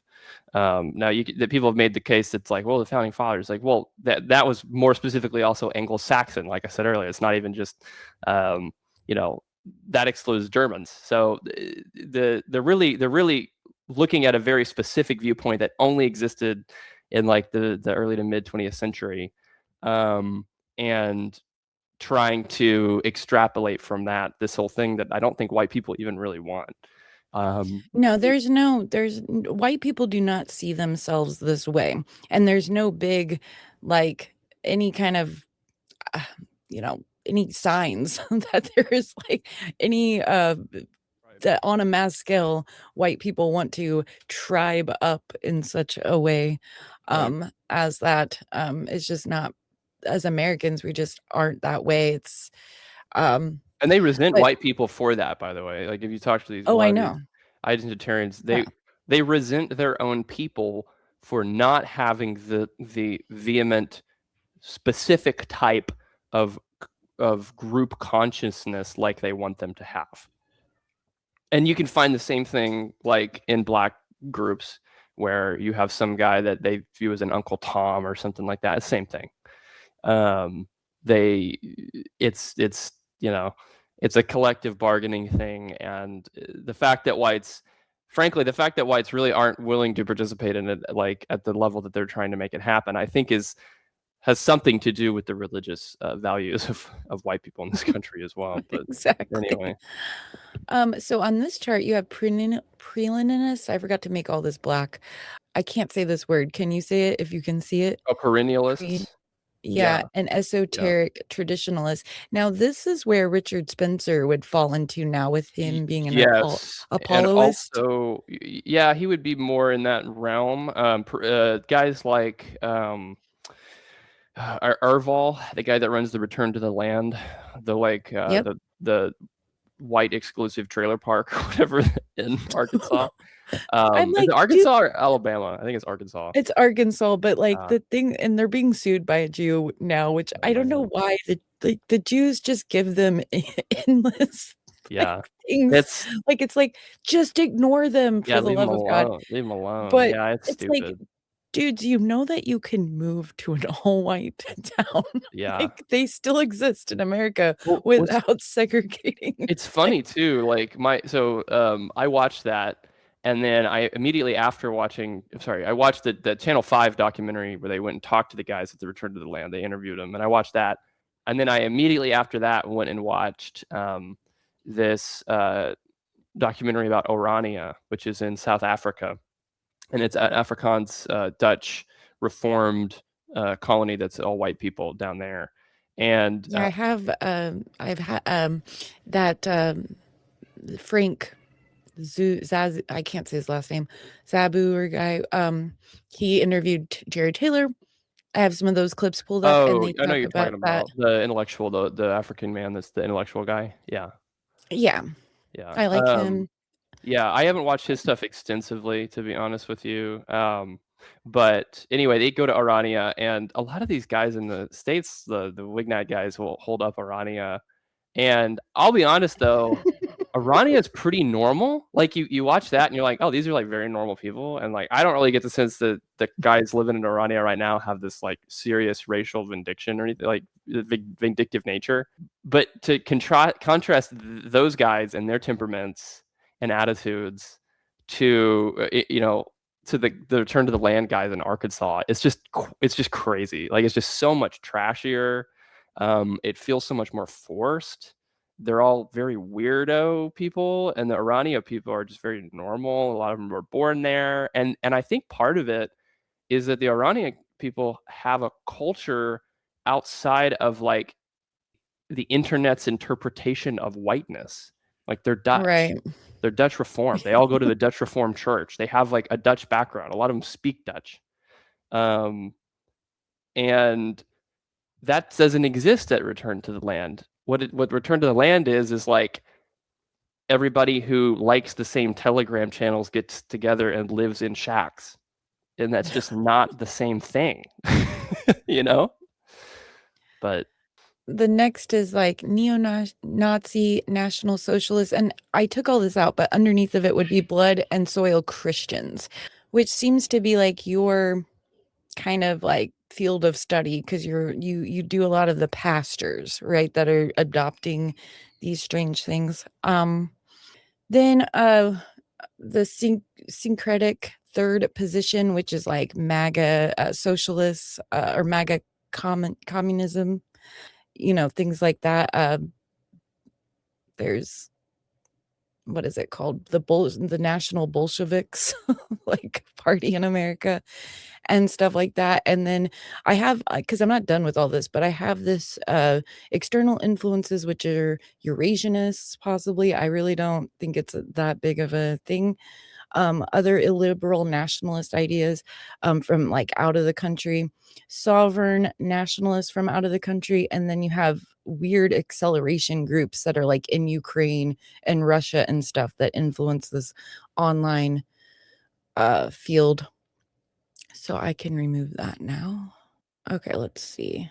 Let's play a little bit more of this and then we'll wrap it up. Music stuff took off that successfully. I had a Do you think it couple- was politics? I mean, Actually, maybe we should go to. Do you want to play some Jared Taylor?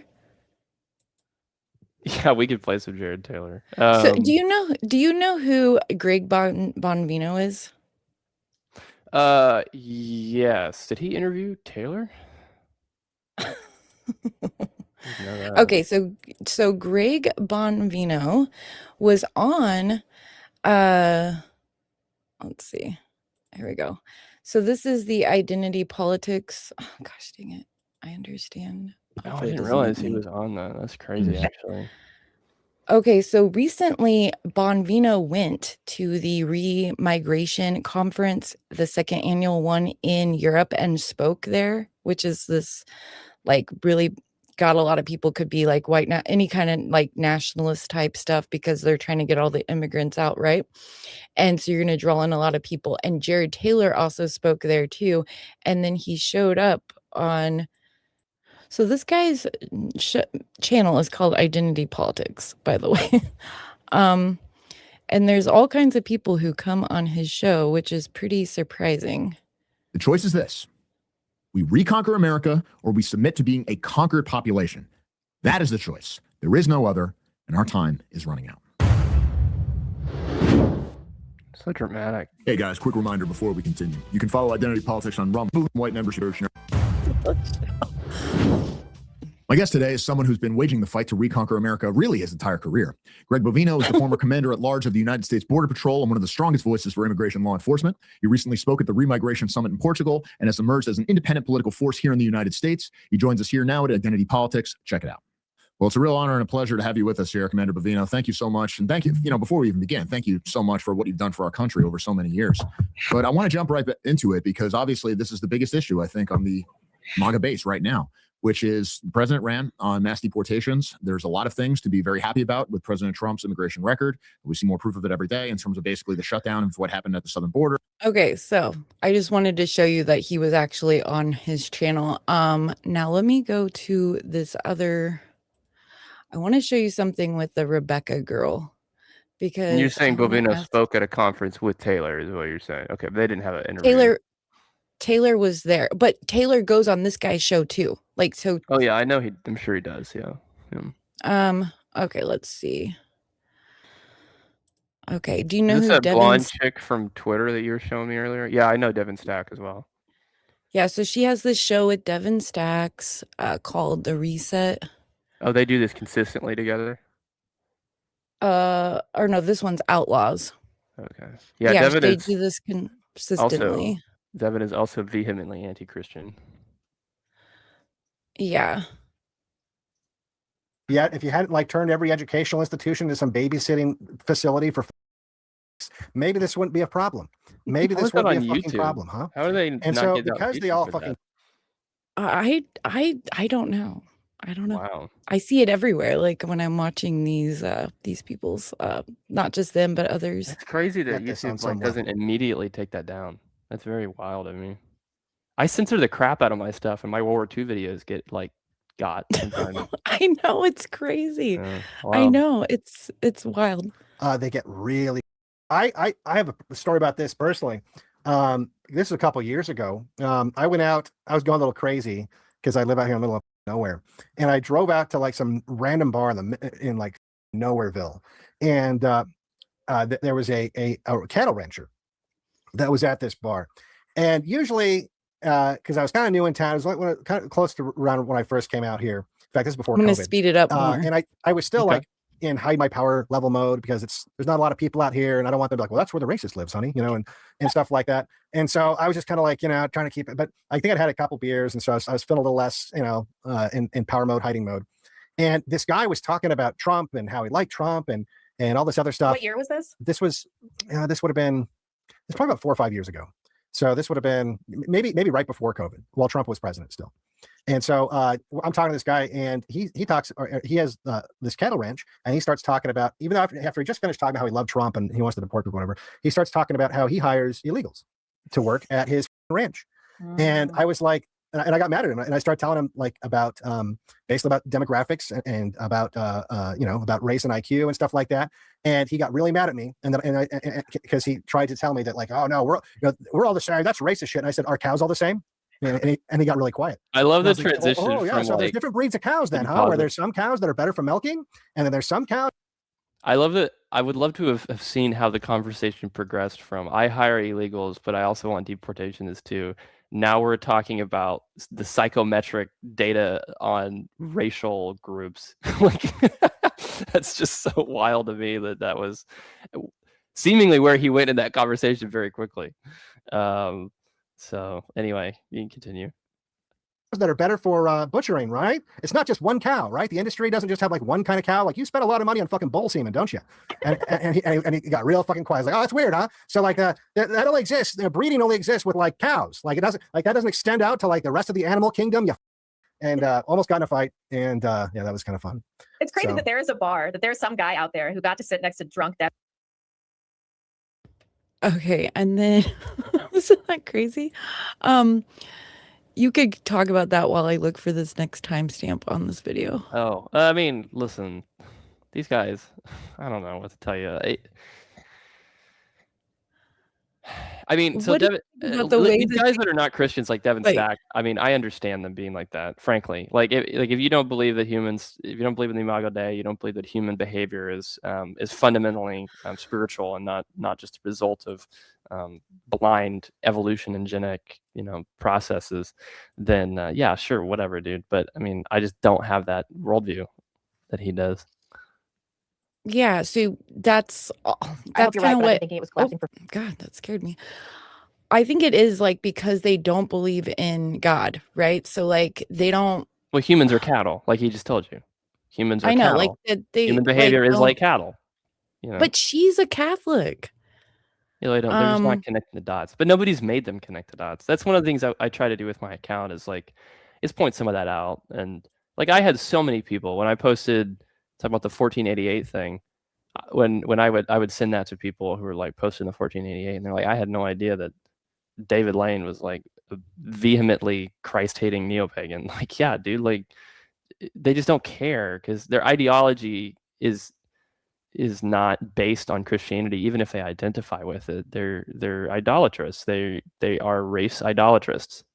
Okay, so and they're saying things like now, like recently, that's like race first, God second. I don't know if you started noticing that, but I've clocked that. So the ones that are Christian are saying race first, God second. And I'm like, what the? Okay, so she is with her on the reset with her main guy, this Cameron guy that she streams with. Overwhelmed by huge volumes of people that showed up that wanted to participate in that.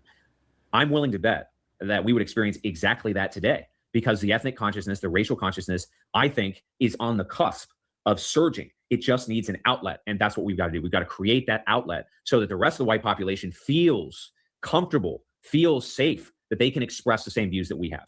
I agree. Stick sent me here. If American politics has shown us anything, it's that they are experts at kicking the can down the road. You don't give them enough credit for the future trickery and sleight of hand finance. Yes, but as we're seeing and as has been shown throughout history, you can't build something from nothing. The house of cards eventually fails. I mean, look at Bernie Madoff. Every pyramid scheme, all the financial tricks, if they're based on no real value, the bubble always bursts. And I posit that it is the time now. I mean, how much further could they possibly kick the can down the road? We have no legitimacy on the world stage in terms of financial value. We don't hold the militaristic strategy or the complex that people think that we do. And trust in our nation has all but evaporated on the world stage. We're not doing what we said. We're killing people during peace negotiations. I mean, we have no cards left to play at some point this will end. And I might be wrong, but I feel like it is now. Look, if I may, I just want to read something real quick because we have a bad habit in this space, as Rebecca likes to call it. Okay, I want to show you, since you've got to go soon, just one very small thing because I think you'll be able to pick up on this. So this is timestamp 127:34. Gorilla hands, Rebecca, I'm also Catholic, and I have my doubts, not so much the religions, but the leaders of the church. I fully believe in God and Christ, and I'm folk first because we are God's children. I agree, and I know that. Wow. Did you catch Yeah, that? it's bananas. You just I wrote send me that the one down timestamp for this. specifically for you. Yeah, send me the timestamp for this, and I'll clip it because that's actually hilariously bananas. So do you want to explain to the audience what they mean by folk first? Yeah, I mean it's race idolatry. I don't know what else to say. I mean, it's just what it is. It's like, God is, I'm a Christian. I love God, and he's somewhere on the list, but above that is the Volk, like the race, the La Isn't that Raza, like it's just all this slop. Isn't man. that from Germany though? Like, Yeah, Volk is folk, like, which is the race. Yeah, I mean that's what it is. But there's other. I mean, Mexican nationalists have La Raza, which is like the race and that kind of thing, and it's the same thing, but it's idolatrous. I mean, you put anything above God like that so clearly, it's just clearly what's going on. So that's a statement that somebody who was like a Christian nationalist probably wouldn't make or wouldn't feel like they could make. that lady said she was Catholic. Well, she'll say that she's Catholic, sure, but it's like, what does it actually mean? It's very tiresome, man. But yeah, that's a good catch on that one. That can happen. That's people get Okay, so right into that pretzels. we don't have to go any farther into. Do send me the link anything. and the timestamp to though, because I will clip that right after this and put it on X. Okay, I will. I'll send it to you. But that's, do you see what I'm saying? Like, there's a lot more going on that I don't even think people realize. And I don't know if you want to mention the Christian pastor thing before you have to go, because like Joel Webbin is pulling a lot of them in to his organization, and they're all connected to like this Antelope Hill and like all kinds of stuff like that. So. Yeah, I mean, they're trying to build political alliances with people that just do not share fundamental axioms like with them. These are not Christians. These are people that are, in many cases, are coming from an ideological tradition that is full of people and reveres people that hated Christ. There are so many instances and examples of this at this point. I mean, right down to, you mentioned like Jared Taylor. Like Jared Taylor in his book, he advocates for state-funded abortions of inner-city kids, and it's all racialized. So it's really black inner-city kids is who he wants to kill in the womb, and he wants you to pay for it.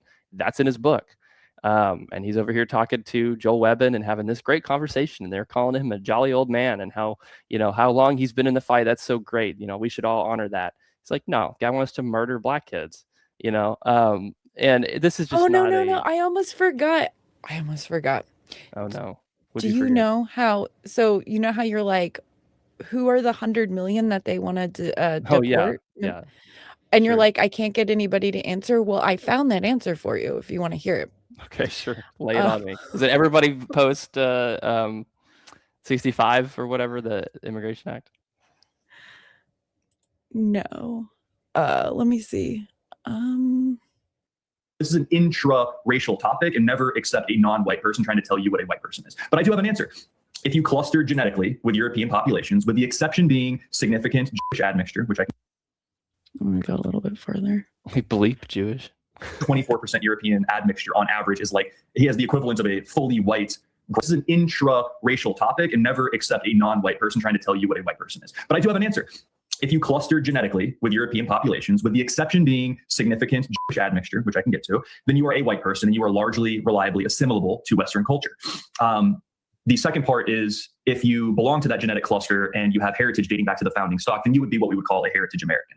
And if you do not belong to one of those two groups, then you are either a temporary visitor, you're a member of the citizenship of the United States, or you are a foreign invader, either implicitly or explicitly participating in the displacement of heritage America. And I think there's probably around 100 million of those people, and that's why we advocate for their removal. So that's kind of my answer on what an American and a white. So there you go. Yeah. So did he say? So he said anybody who could trace their founding lineage to the Anglo-Saxon, but he also said just kind of like all white people broadly genetically as a grouping, A right? genetic cluster, I think is what Yeah, he you've said. seen those images where they can, yeah, and like obviously, yeah, the white people are closer genetically than like, to each other than they are to black people. But there's so many levels of analysis, and so are Jews, by the way. That's the thing that's so stupid. And he even notes that and just kind of like moves past it.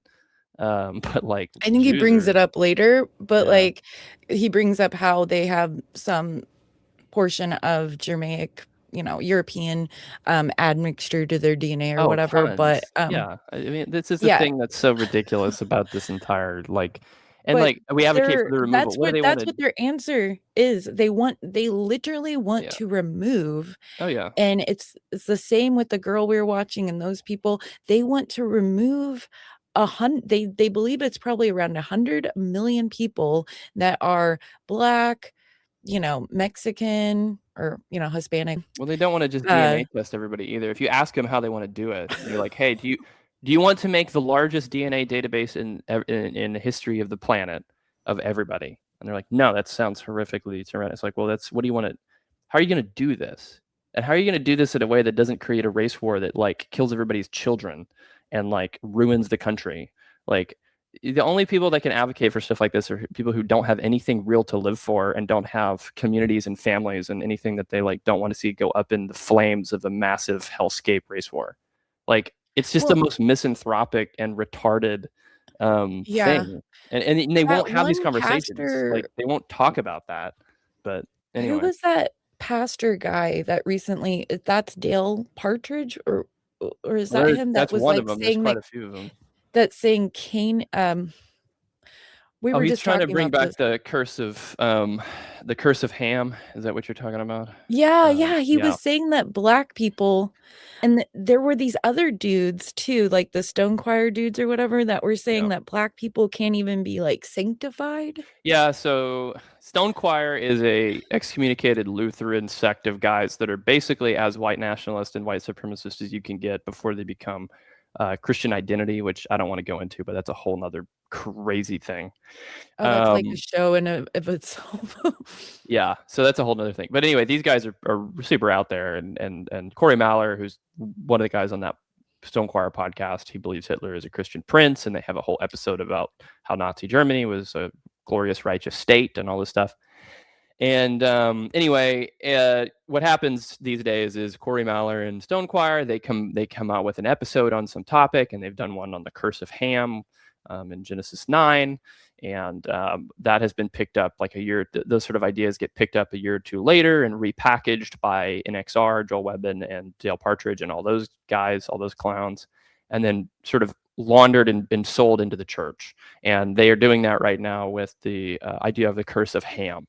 So if you guys are familiar in Genesis 9, let me pull up the passage just so I can look at it while I'm talking about this and make sure I'm getting the right verse references. Yeah, so Genesis 9:18 through 28 is after the ark, after Noah and all of his sons get off the ark. Noah gets drunk in his tent, and then there's a very odd passage where, because Noah has three sons, Shem, Ham, and Japheth, and Ham like walks in on his dad naked or something. It says he uncovers the nakedness of his father, or saw the nakedness of his father, actually, is what I think it says. And then Ham's son, Canaan, is actually cursed for this incident. And Dale Partridge, in this like 3-part sermon series, makes the case that although it says Canaan was cursed, actually Ham was retroactively cursed, and then that curse passed to all of Ham's descendants. And in the sort of extended universe of the Bible, there's this perspective that Ham is the father of all black people, basically, but also would include like Egyptians and stuff like that. So that's where that comes from. And it was used really, I mean, the Klan used it pretty seriously. And there are some historical commentators, Reform commentators, and other Protestants, and even some earlier ones, who believed that Ham was cursed through Canaan. But the idea of all of Ham's lineage cursed forever as account of this is a very that's a rather new phenomenon. Like that's a unique theological belief that arose in the U.S. Also, like, why do we need this? Like, why do we need this because they stuff? don't And like black they're people. Like, listen, they're I've so, tried to. like, obsessed with, like, Yeah. what Ham did to his dad, and they're, like, making up theories, and They they're don't like, care about it other than I the mean, fact that it can help validate the how they feel about the races. Like that's really just why they're doing this. It's not that like Dale Partridge and Joel Webben and all these guys, you know, just happened to do some independent theological study and came to these conclusions. No, it all lines up and makes sense with their broader ideology of this sort of race essentialism and this race hyperfixation. And they're trying to find a spiritual basis for this. And so they're doing it with Genesis 9. And there's all kinds of issues with this. My friend Samuel Say actually is going to have a debate with Dale Partridge on this next Wednesday. And that's going to be very good. I'm very excited for that. But there's all kinds of issues because one is Noah has 3 sons, Shem, Ham, and Japheth. There's 100 years post Noah getting off the ark and his sons with him till Babel, 100 to 200 years, depending on kind of how you do the math, from what I recall. And those are the only guys that survived the flood. So unless none of them married their cousins and they all did as aggressive incest as possible for 100 to 200 years until Babel, which doesn't make sense also with Babel because those were humanity coming together to build this tower to defy God. You don't get this sort of unbroken racial lineage to Ham, Shem, and Japheth. You just don't get that genetically. You can get it covenantally. You can get fathers and fathers and fathers and mothers and mothers and mothers back to those sources.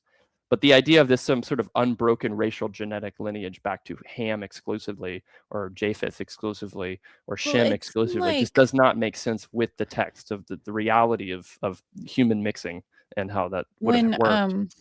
When I was reviewing that wonderful show he put on about this, and I'm being very sarcastic, it seemed like he was trying to use this to explain why other African countries might not be doing so well. Oh yeah, no, they extrapolate like It's like they're obsessed with Africans, not even in or black people, not even in America. Black people can't succeed, and because they're dumb, it's because this is the curse of Ham.